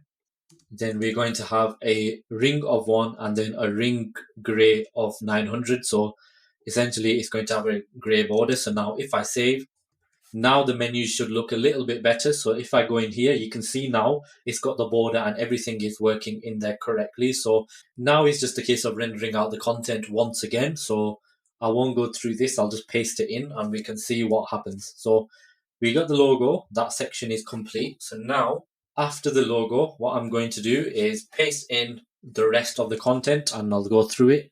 So I'll ignore the toggle for now. So the outer div will be margin Y of -1.5 rem, divide Y, which we've not seen before, which essentially is calculating the distance between the top and the bottom, and then it's going to divide it all and make sure everything is working and showing up correctly. And then the dividers are basically every div within inside the divide in here. So each div inside is going to be divided by a gray line just between each div or each child in this column. So all I need to do now is map through the navigation, and we got the types there, and then we also have the login, which directs us to the login page. So if I save this now, we now have both menus working. So it's responsive. When we go down to a smaller screen than a large, then what happens is the mobile one is shown, and then we toggle the mobile menu here. So if we expand it, what happens is the header is shown here. So that is the header section complete. What I'm now going to do is work on the hero banner next. So far what we've looked at in Tailwind is the styles, how to work with styles, the syntax of Tailwind, along with breakpoints and positions. So what we want to do is ramp up the CSS styling a bit further now. So what we will do is work on this hero banner here. So as you can see, there's a lot going on there. If we go into the dark mode, you can see here there's a grid that is being overlaid as well as a gradient color here, along with images being rendered in columns, so 3 columns here, and then we also have the text sitting on top of everything and also a button. So now that we have the basic understanding, this is the more advanced section. So this is where we would understand how to do all of this and more. So let's go ahead and get started with the hero banner. So let's go into our code. So if we go into our home page here, so the home page, we have the header being rendered, that's fine.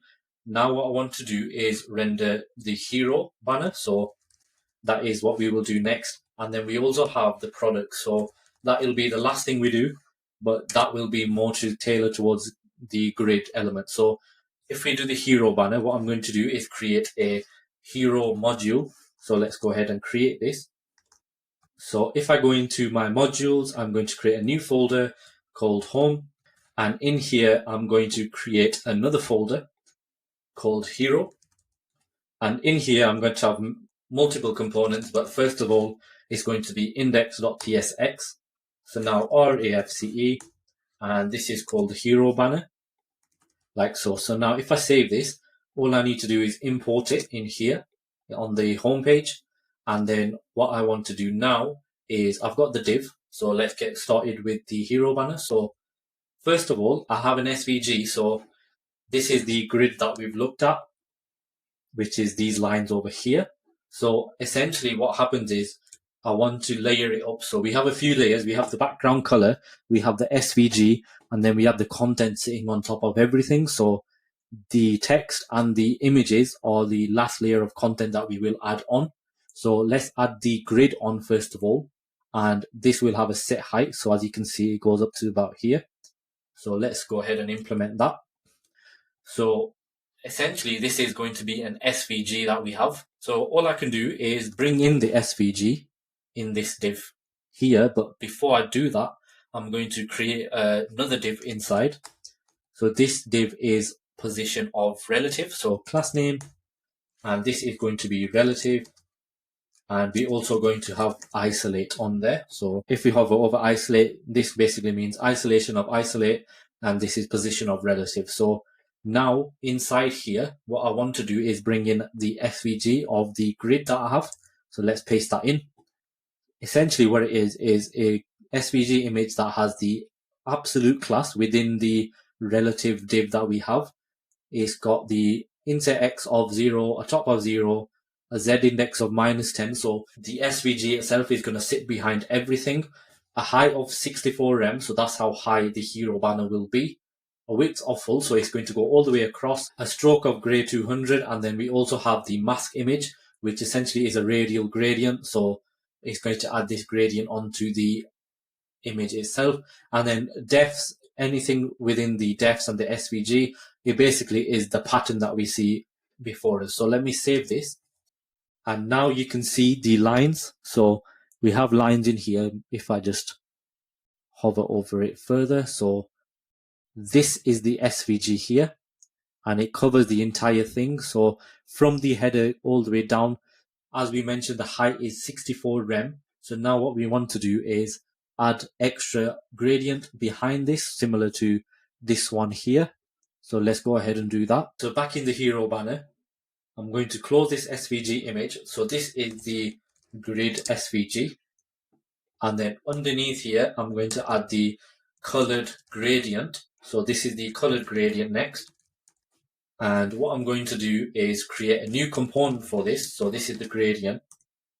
And in hero, in our modules, I'm going to create a new file called gradient.tsx, RAFCE.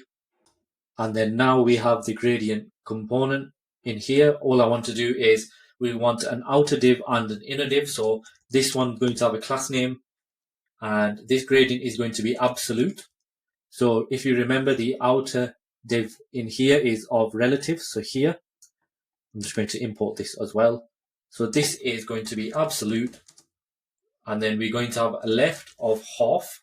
So left dash half, like so. So basically it's going to move from the left 50%. and then we're going to have a right of 0. So if you look at the image on the final build, you can see here left of 50%, but it's going to stick to the right of the page, as you can see there, the gradient itself. So right of 0, and then a top of 0 as well, because we want it to stick to the top. We're going to have a z index again of -10, so minus z dash 10 like so. And then we also want a minus margin left, so a minus margin left of 24. And then transform GPU. So if we hover over transform GPUs, if you look at it, it's got these styles on here. So essentially, it's got a translate 3D style, rotate and scale X, and then that's dependent on the relevant vars that you pass in, or the variables. So transform GPU. Then we want an overflow of hidden. So if it goes off the screen, that's fine. We just want it hidden. We don't want to have a horizontal scroller on there. Then we want to blur it. So there's different ones you could use. So we want to use the biggest blur possible. So blur 3XL, which again is this class name here. And then for large screens, what we want to do, so let's go in the large screens. We want a margin left of 24. So this is large screens and above. And then for extra large screens, we want a margin left again, but this time it's going to be 48, like so. And then also we want a area hidden of true. Right, so that's the outer div complete. Now we need to do the inner div, but let's just check what's going on first of all. You can see a little blur here, but this will become more effective when we have the dark mode theme. So we'll add that later on, but for now, this looks fine. You can faintly see it over here. You can see here the SVG now is on this side. Now what we want to do next is the inner div. So let's go ahead and fill in the inner div. And all I'm going to do is bring in the aspect itself. So what I'm going to do now is bring in the inner div in here and save. So essentially what's happening is it's giving us an aspect ratio of 801 divided by 1036, a width of 50 rem, a background image, which is a linear gradient from this color here to this color here, and then an opacity of 30. So now if I save all, and if we go into our browser, you can see now it's quite apparent there is a blue gradient appearing here, and then the rest is showing up as well. So we have 2 layers on there showing. So that is the light mode section. So as you can see, we have the grade and so on. And now what we need to content. So this text section here on the left, and then the image container on the right. So let's go ahead and do that. So if we go back into the hero banner over here, what I want to do is add the comment in here. So this is the content on top. And in the content on top, I'm going to create a div. This div is going to have a class name, and this class name is overflow hidden. So anything that gets overflowed on both is hidden, like so. And then inside here, what I'm going to have are 2 inner divs with our containers on each side. So if I just comment this out and save, we have inner div here of MX auto. So that's an MX auto with a max width of 7XL. We have a PX of 6, a padding bottom of 32, which is 8 rem, and a padding top of 36. And then on the small screens, it's 60. And then you also have your breakpoints here. So that's the outer div. And then on the inner div, we have MX Auto and all of these other styles in here. And then what we want to do now is render out 2 divs. So div 1 is the text container, and then div 2 is the image container. So let's just map it out so we can see what's going on in our code. So now you can see we have the text and the image, but as we expand and fill it out, these 2 will separate into their own sides. So what we'll do now is build out the text container. So let's go ahead and do that. So I'm going to delete this, and instead of the comment here, I'm going to Command X and paste it in here. And then what we need to do is create the file. So text container.tsx. So as you saw before on the browser, they are sitting on top because the other 2 layers that we have put are on a -Z10. So that's how they are sitting on top. So in the text container, I just need to bring the text down a little bit. So you can see here it's at the top, whereas in the final build, it's over here at the bottom. So we just need to give it a bit of padding and so on. So let's go ahead and do that. So the text container has a div. This div will have a class name once again. And this is of relative. And the width is going to be full. And we're going to give it a max width of XL. So this is the max width it's going to go to, which is 36 rem. And then on large screens, what we want to do is we want to shrink it down to 0. So shrink 0, which essentially means that flex shrink down to 0. So this is the class here. On extra large screens, we want a max width of 2XL. So that's the outer div. What I want to do is bring in the text. So let me just bring that in. And these are essentially H1 of text for XL, the red text, font bold, letter spacing of 0.025 EM. And then on small screens, the text is going to be a bit larger. And then this is the text here for the P type. So all I need to do is import this in. And now if I save all, the text now should be aligned correctly. So as you can see, that's all correct. All it needs now is to be brought down a little bit, but we can do that later on. So what will then happen is when we implement the images on the right, this should drop down and fall into place as well, like the final build over here. So the only thing missing now on the text container is the button. So because we already built the button previously, so the reusable button, all I'm going to do is import that in. And essentially this is going to have the text prop of show more. And the type is just going to be the button. So type is equal to a string of button. And all we need to do is close it off. And what I want to do is make the button half the width of the text container above. So I can wrap it in a div and give it a class name. And the width is going to be half. And we're also going to have a margin top of 4, like so. So now if I save all and go into the browser, now we can see that's the left-hand section complete. What we'll do next is work on the image columns over here. And then that should complete the... Right, so now what I want to do is the image container, which is on the right. So let's go ahead and create this component. So on the left-hand side where the modules is, we need to create a new file named image container and RAFCE in here. So now all we need to do is render out the 5 images that we have and also import in the image container. So first off, we have the outer div, which is fine. And then inside, we want to have 3 columns. So if I do column 1, then column 2, and column 3. So now the outer div is going to contain all of the 3 columns of the images inside. So this is going to have a class name of a margin top of 14, first of all, a display of flex, justify content to the end because we want it on the right of the page. So justify end, and then it's going to have a gap for each of the images. So each of the columns is going to have a gap, and that is going to be 8 pixels, so gap 8. And then on small screens going up, what we want to do is have a minus margin top, so minus MT of 44. Also on small screens, we want to have a justify start. And also on small screens, we're going to have a padding left of 20.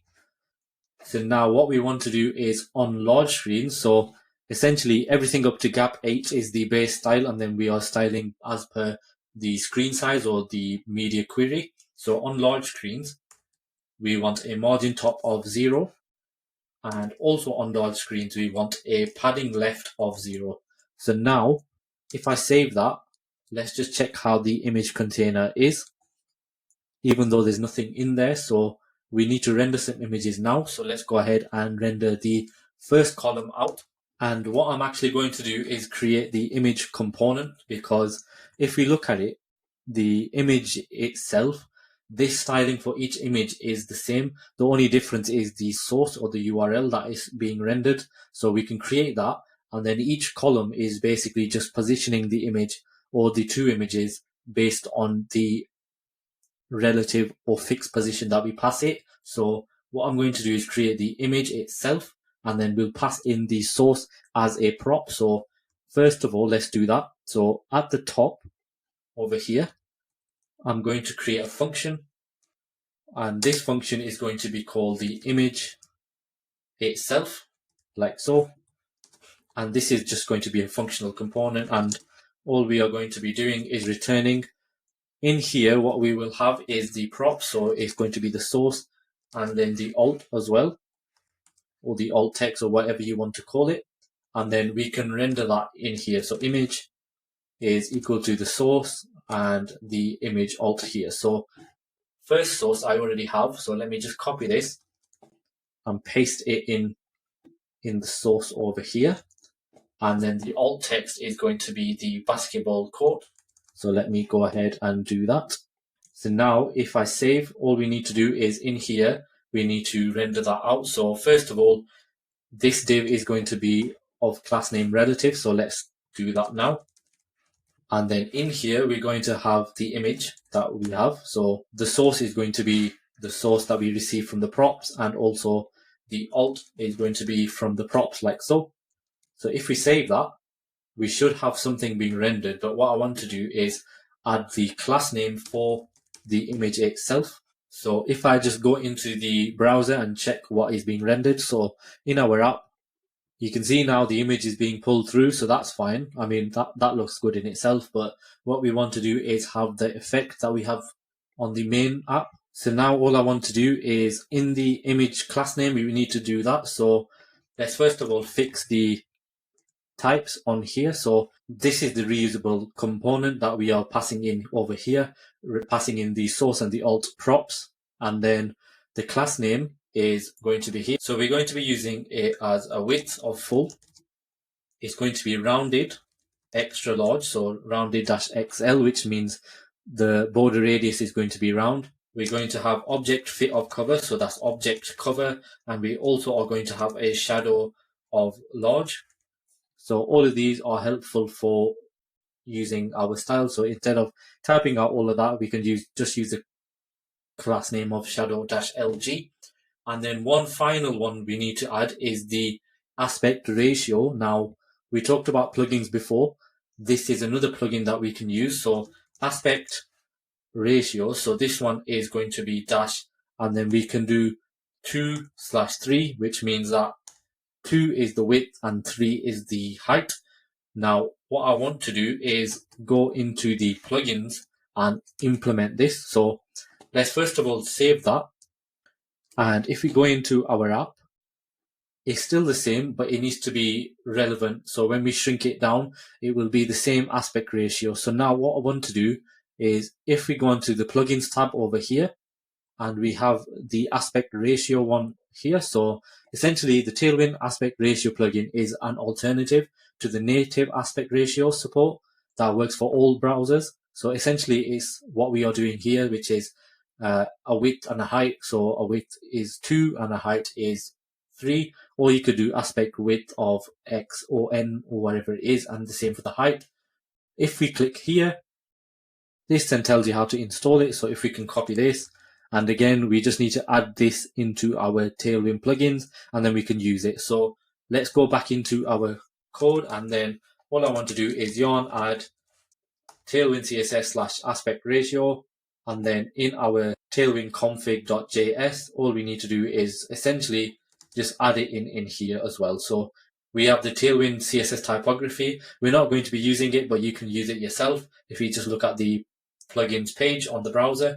So typography, no, but we are using the aspect ratio. So if I now save all, and then when we run yarn dev, it will restart everything for us. And again, it says here, re-optimize dependencies because the lock file has changed. So that's fine.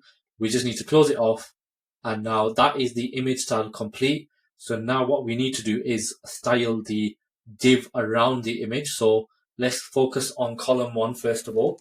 So this is a div, and this div only has the one image inside it. So let's focus on that.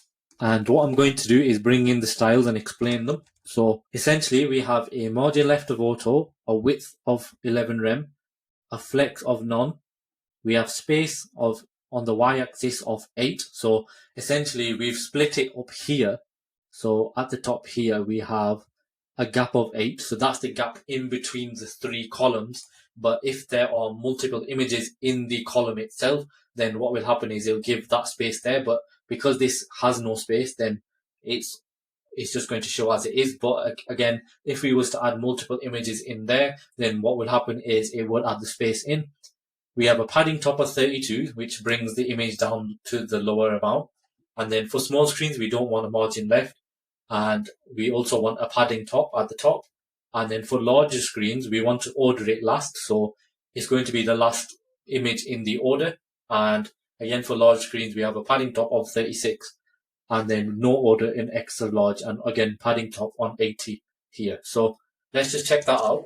So now you can see it's specifically positioned in its relevant place that it needs to be. So now all we need to do is position the other one. So column 2 and column 3 here, similar to the final builds, just like so. So these will be positioned in the relevant places.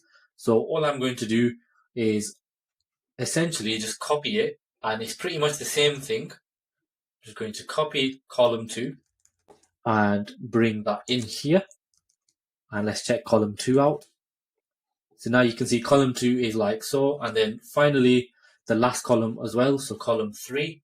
And if you want to look at the styles, they will be available in the repo later on, but essentially that is column 3. Now what I've done is I've brought in the old code. Now we need to optimize it to use our image component. So this is quite simple.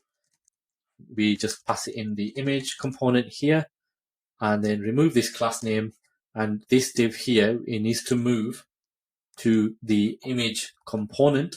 So we'll do that in a second. So let's just delete this one and the class name. And then at the top here, under the image, we add another div in, but this div is absolute, and essentially it's just the border for the image itself. So now all I need to do is the last column. So let me just remove it from here, remove the class name, and this is the image here. Again, with the final image, which is the component, and again, this is it here. So now if I save, we now have all of the images rendering on the page. If I close this one off as well, you can see now that the styles are being rendered, and this is the exact same. All I want to do now is check that it is responsive. So if I shrink the screen size, you can see it's adjusting to the relevant screen size, and then you can see here for the small screen size that is looking quite neat. So as you can see, the images go off the page because that's the styling, and then the text shows above. So that is the hero banner complete. Next, what we'll do is add the grid, so the product grid, which is this one over here. So now what we're going to do is look at how to implement CSS grid using Tailwind. So essentially we're going to do this grid rendering all the products, and when we hover over each one, it shows the effect over here. So let's go ahead and implement that. So on our home page, so we've done the image container, we've done the hero. In here now, we now need to create a products module. So let's add this in and then import it. So first of all, what I want to do is close the hero banner off, and in home, create a new folder called products. And in here, create an index.tsx, REFCE, and this is called the products. Now we have the products and an individual product within each of the products. So what we want to do is utilize CSS grid to make sure everything is even. So first of all, what I'm going to do is create an outer div. So this div is essentially going to have a class name, and the class name here. So if we go back into the browser, you can see this is positioned within the center, and it has a max width. So each side has a margin. So we will do mx of auto, mx-auto. It's going to have a max width of 2xl. It's going to have a padding on the x-axis of 4, and then a padding on the y-axis of 16. So then on the breakpoints, on the small breakpoint, what we want to do is we want to have a padding x of 6, and then a padding y of 24. Then on the large screen going up, we want a max width of 7xl, and also on the large screen, we want a padding x of 8. So let's save that now. And then what I also want to do is add some text for screen readers. So this is H2. And the class name for screen readers is SR-only, as we have discovered previously. So if you hover over it, these are the styles associated with it. So it won't be visible on the screen. And this is just going to say products, like so. And now what we want to do is render the grid, but now we need some grid data, or we need some products. So let's go ahead and create a new file. And in here, typically you would fetch the data from an API or so on, but I'm just going to create a JSON constant over here. So in data.ts, what I'm going to do is I have my data, so I'm going to just copy it and bring it in. We have a product type, which essentially has an ID of number, name, href, price, image source, and image alt. So we have 8 different products in here, as you can see. And now what we need to do is just render them out. So after this h2 over here, we want to create an outer div. So this is the grid div. And in here, we would have class name of grid.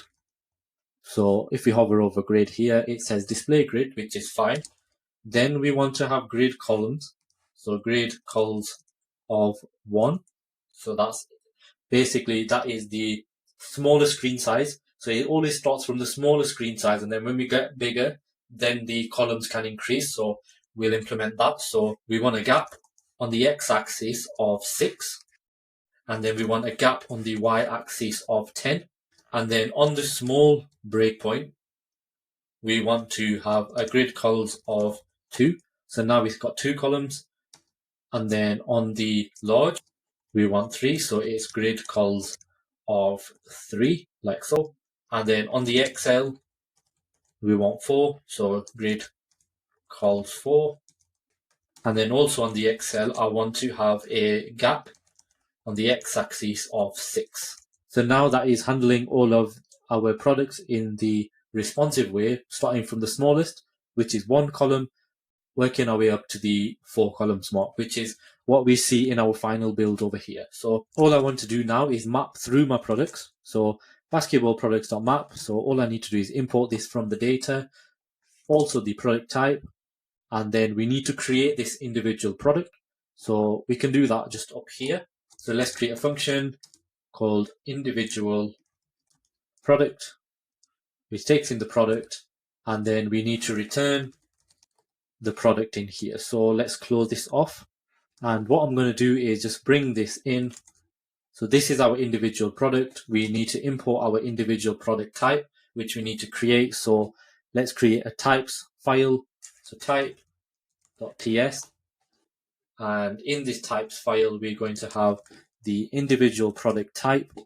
And that is essentially the product type. What I also want to do is in our data.ts, we've got a type in here. So let me just take this out and put that in our types folder, like so, and now save. And then all I need to do now is import in the relevant types that we need, like so. And the individual product here, let me just quickly take a look at this. So now I've brought everything in here. Essentially, this is the div, which is the div for the image itself. We have an aspect height of 1 and a width of 1. So equal height and width.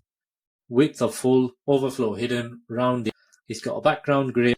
And then on the extra large screen, there's going to be aspect height of 8 and then the width of 7. So it's going to be longer vertically than horizontally. We have the image, which is rendering the image source and the alt. The image class name itself here, which essentially is object cover, object center. And then when we hover over it, it changes the opacity. Underneath, we have the product name being rendered and the price. So now everything is working correctly. I just need to quickly import the product type. And then in our home page, we just need to import the products component in here. And now if I save, so now if we check our browser, you can see here that our hero banner is being rendered along with the grid itself. So now we've looked at the grid with Tailwind CSS and how to implement it. The next thing we will look at is how to add in the light and dark mode. And then after that, we'll be looking at how to incorporate a modal. So this light and dark mode's over here. and then this modal over here, and then we are done for. So in order to create the light mode, dark mode theme, we need a global wrapper on our app. But in our case, what we're going to do instead is just use state and show you how to implement the CSS portion instead of worrying about the global state of how the colors are being loaded.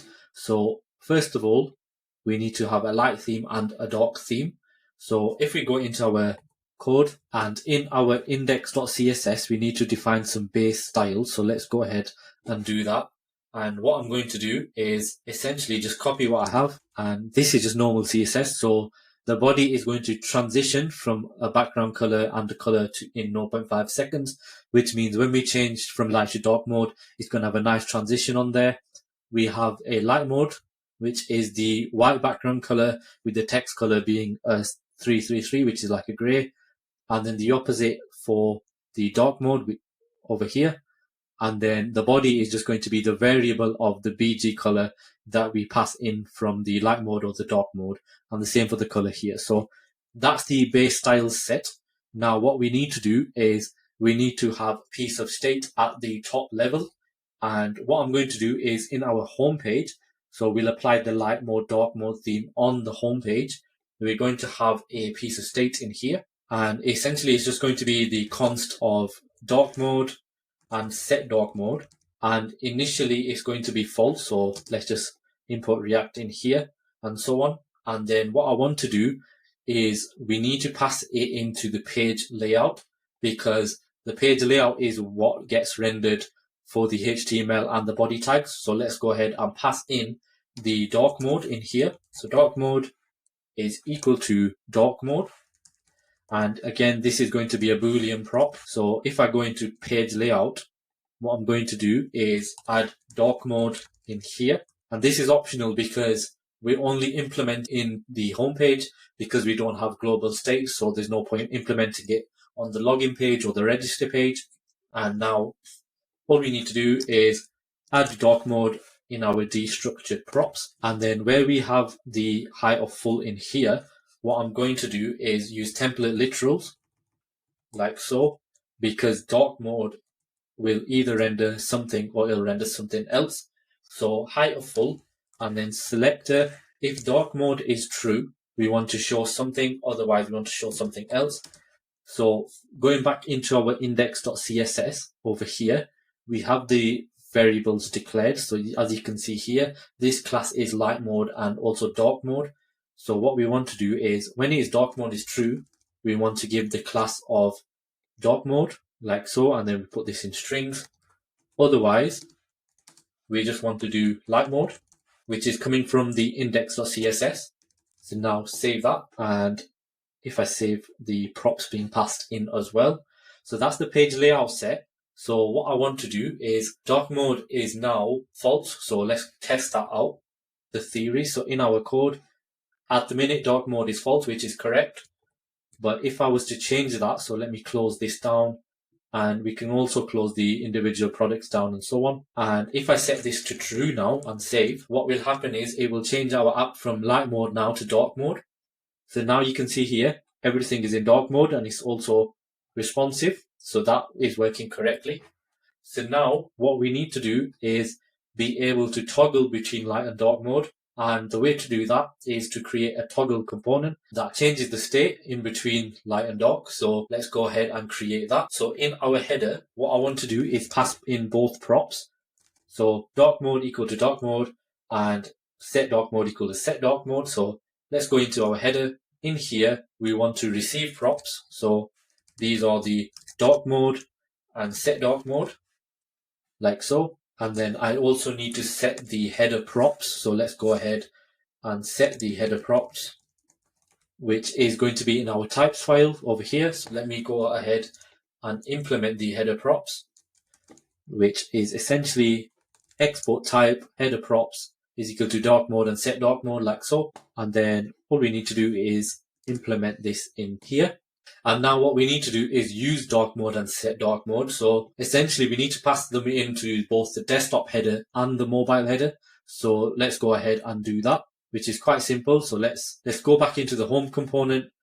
We just need to copy this and pass them into the desktop header and the mobile header. And then we also need to update the TypeScript types.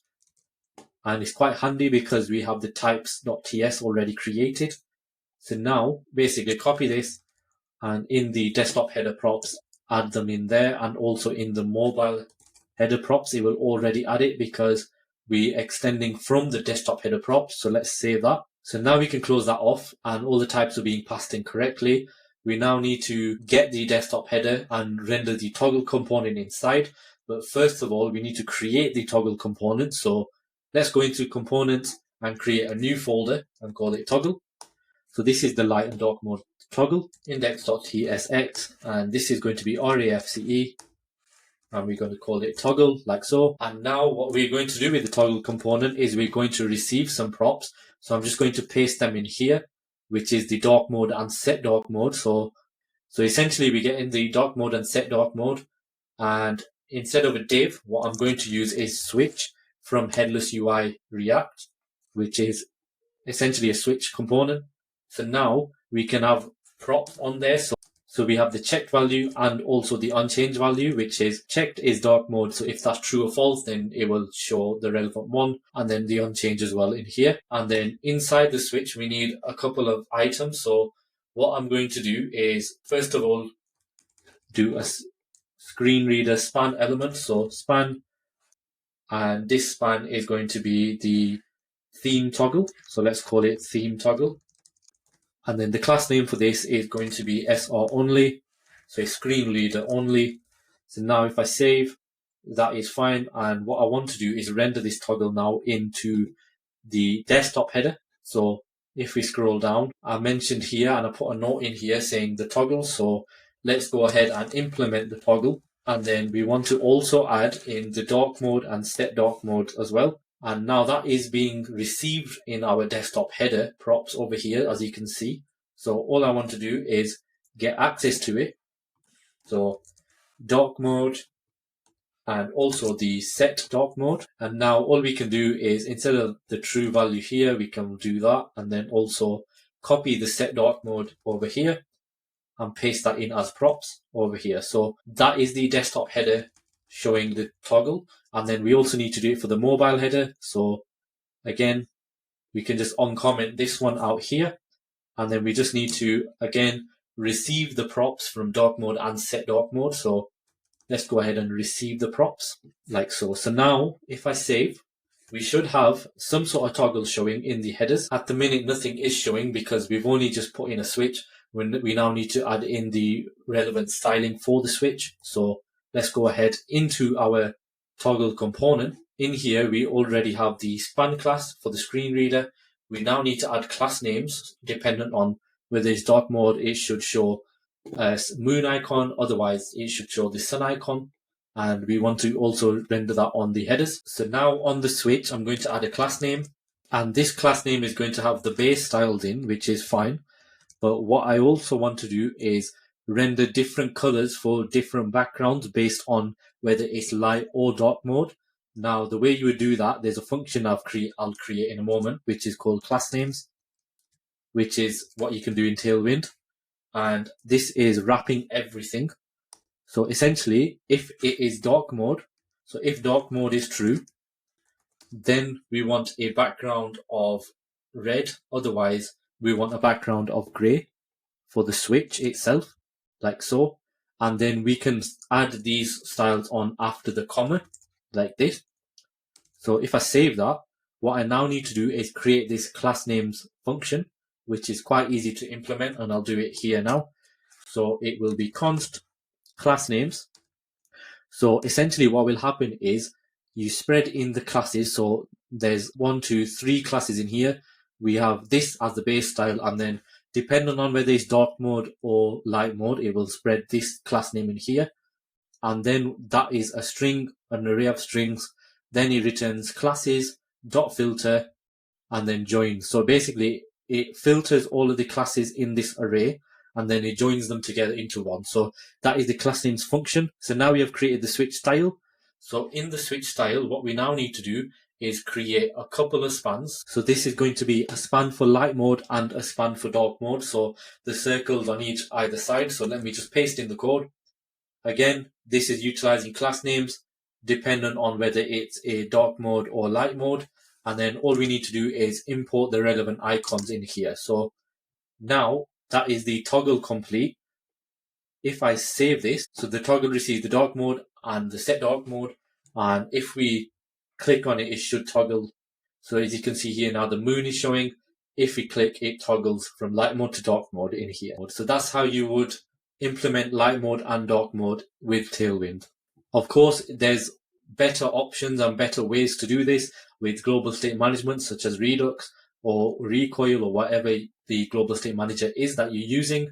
But in our case, we're purely focusing on Tailwind CSS, and this is how you would implement it, just using React State and passing down the props. So the only thing left to do now is just add some space here. So let's go ahead and do that. So going in our desktop header, we have this here. We just need to give, on the large screen, we just need to have a gap. So on large screens, we want a gap of 4. So now if I save, you can see now we have a gap in here. So the last thing we need to do now is create the modal. So when we click on it, we should see a modal. So in our final one, we can see here, we've got a modal popping up, and then we can close the modal as well. And also if we click on the outside of it, then the modal closes as well. So let's implement that. First of all, what I want to do is close everything down, and in components, we want to create a new folder. This will be the modal component. And let's go ahead and create the modal component. So index.tsx, and then we do refce. This will be named modal, but we now need some piece of state to manage the modal, whether it's open or closed. And the way we would do that is in the button. So in our text container on the hero banner, we just need to get access to that button. So let's go ahead and do that. So in hero, in text container, we want to add a handle click method in here. So handle click is equal to, and we want to toggle between open and set open. So we need to create a piece of state. So const open and set open initially is false. So let's import use state. And then on the handle click, we want to have an arrow function which says set open is equal to the opposite of open. So opposite of the piece of state of open. Now we're getting a TypeScript error in here saying this isn't defined because we haven't defined this prop in our button component. What I also want to do is have this piece of state available in our modal component. So what I'm going to do is underneath is render the modal itself and also pass in the relevant states. We need to accept them, but first of all, let's accept the handle click button in our button component.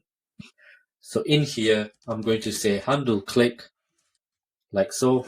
And then essentially this is just going to be an on click of handle click like so. And then I just need to update the props.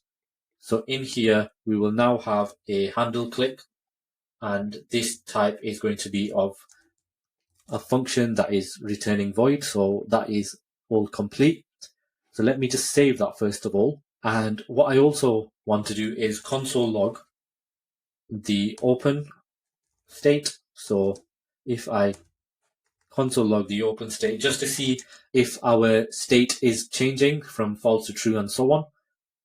And finally, I need to pass in the relevant props to the modal component. So let's receive these open and set open props.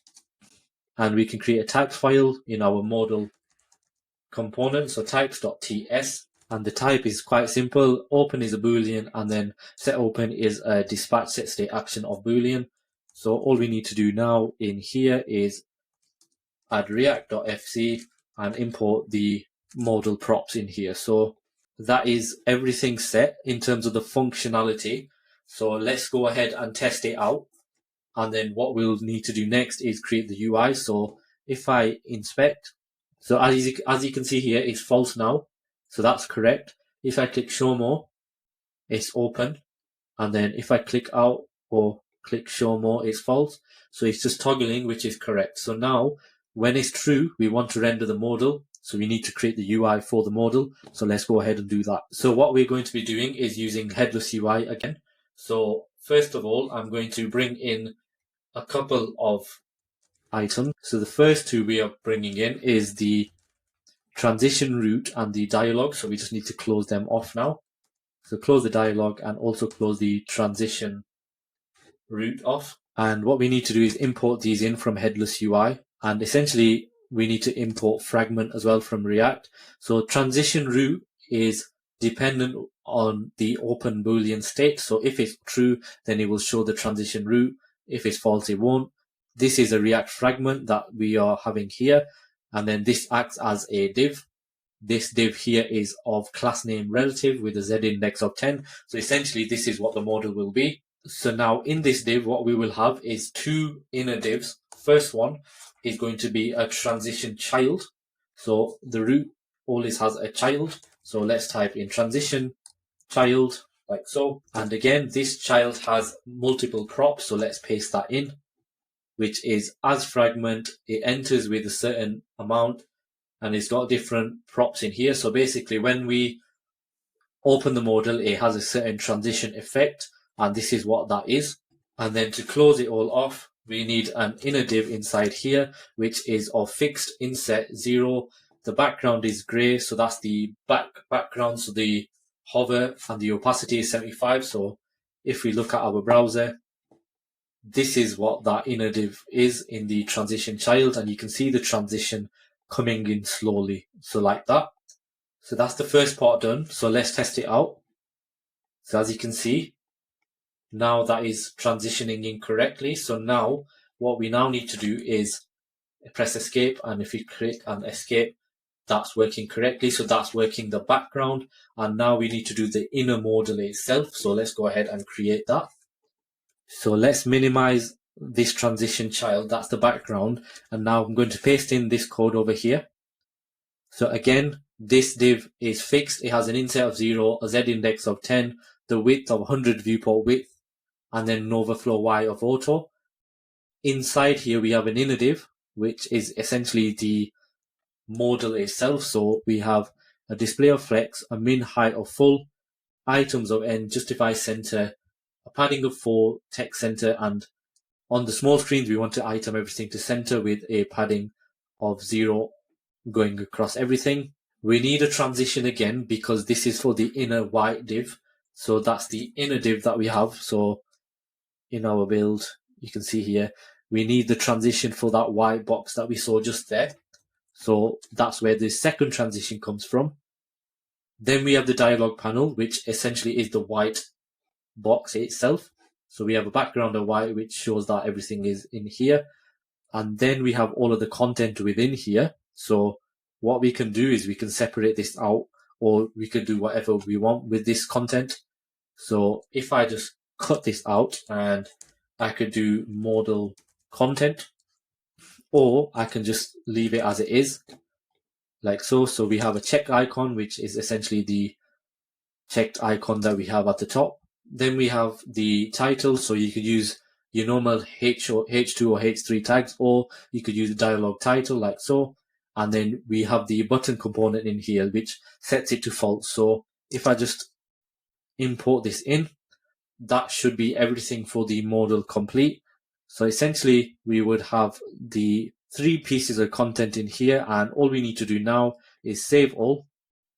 And if we go into our app over here, and if I was to click, we now have the modal showing up here. And then if you click on this, it closes, and also if we click again and click out, it closes as well. So that is the modal. So now that we've completed our project, what we want to do is deploy it onto the web. So the way to do that is, if we go into our code, first of all, what we want to do is publish our repo to GitHub.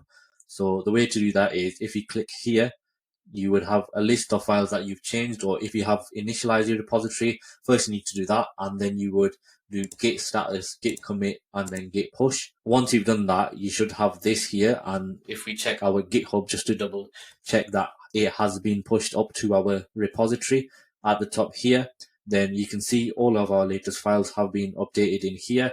What you can do is go into the files just to see if you're up to date with the latest one. So as you can see, the comment I put in when I was committing my changes was completed Tailwind course. What we now want to do is some minor changes. As you can see, the project title here is V plus React TS. We want to change that, and we also want to change the favicon as well. So the way to do that is back in our project, we have everything in our source folder, so that's fine. But we also have a public folder. Now, in here, we have all of our public files. So we have our VSVG, which is showing the fav icon. What we want to do is go into index.html. So this is what gets served to the browser. And in here, you can see we have a title, and we also have the div ID of root. So with React, because it's a single page application, what happens is everything gets injected into this root element here. And the way to check that is if we go into our main.tsx over here, what we're doing is we're getting the element by ID of root, and then we're rendering and serving our application over to the browser. So essentially, we just need to change the excerpt and the title now. So if we go back in the index.html, as you can see here, the title should now be whatever the project is. So in our case, I'm going to call it Bowler's Boutique, because that's the website. It's an e-commerce website for basketball enthusiasts. But what we also want to do is change this href to another one. First of all, what I want to do in my assets, I've got this logo.png. So what I'm going to do is move that into here, or what I'll do actually is copy it into there. So now we have the logo.png. We can delete this one because we don't need it anymore. And all we need to do now back in our index.html is instead of that, it will be /logo.png. So now all I need to do is save. And then if you see in the browser, you can see it's changed now to Bowler's Boutique. And then we also have the fav icon change as well. So what I'm going to do is commit these changes as well. So you can see here, it says that we've done 3 changes in our source control over here. So we can just say changed website title and icon. So all I need to do now is press commit. So that will commit everything. And now what we need to do is push our commits into the origin/main or whatever branch you're working on. So let's press that and press OK. So now if we go back into our browser in our GitHub profile here, what I want to do is press refresh. And now you can see here, this is what we've just done now. So change website title and icon. So that is everything here complete. In our local machine, what we want to do is make sure everything is building correctly and make sure there are no errors in our code. So the best way to do that is in our terminal, if we close it down, and then if you don't know the build command, what you can do is in our package.json file over here, we have these scripts, and in the script section, we have yarn dev, which was what we was doing to launch the app on our local machine. You can also run a linter if you wanted to, but I'm just going to leave that. And this command here, so tsc and build is what builds our app. So all we need to do is yarn build and press enter, and make sure you're on the right node version as well. So at the start of the video, we moved to node version 18. And now you press enter. What happens is this compiles all of your code and makes it into a lightweight bundle. And at the top, you get this disk folder over here.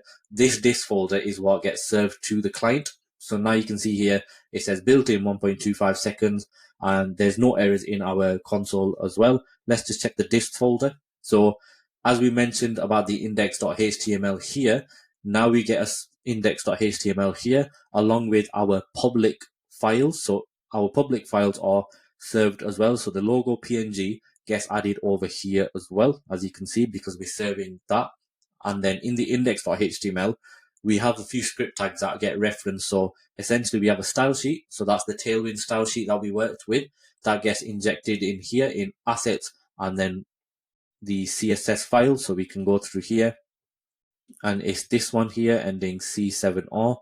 So C7R.css over here. And as you can see, that's all of our CSS compiled into this one file. Same with the JavaScript over here. So everything serves in the index.html file over here. So now that we know everything is building, so now there's no errors in our code, what we can do is deploy the app. So the way to do that is we can use something like Vercel. If you go on vercel.com, you can build, deploy the best web experiences. So if you haven't got an account, it's free to sign up. And there's also tons of benefits with deploying with Vercel. You can check it on the website. But if you log into your account, once you've done that, you should have an overview section here. All I want to do is click add new. And then in here, you want to click the project.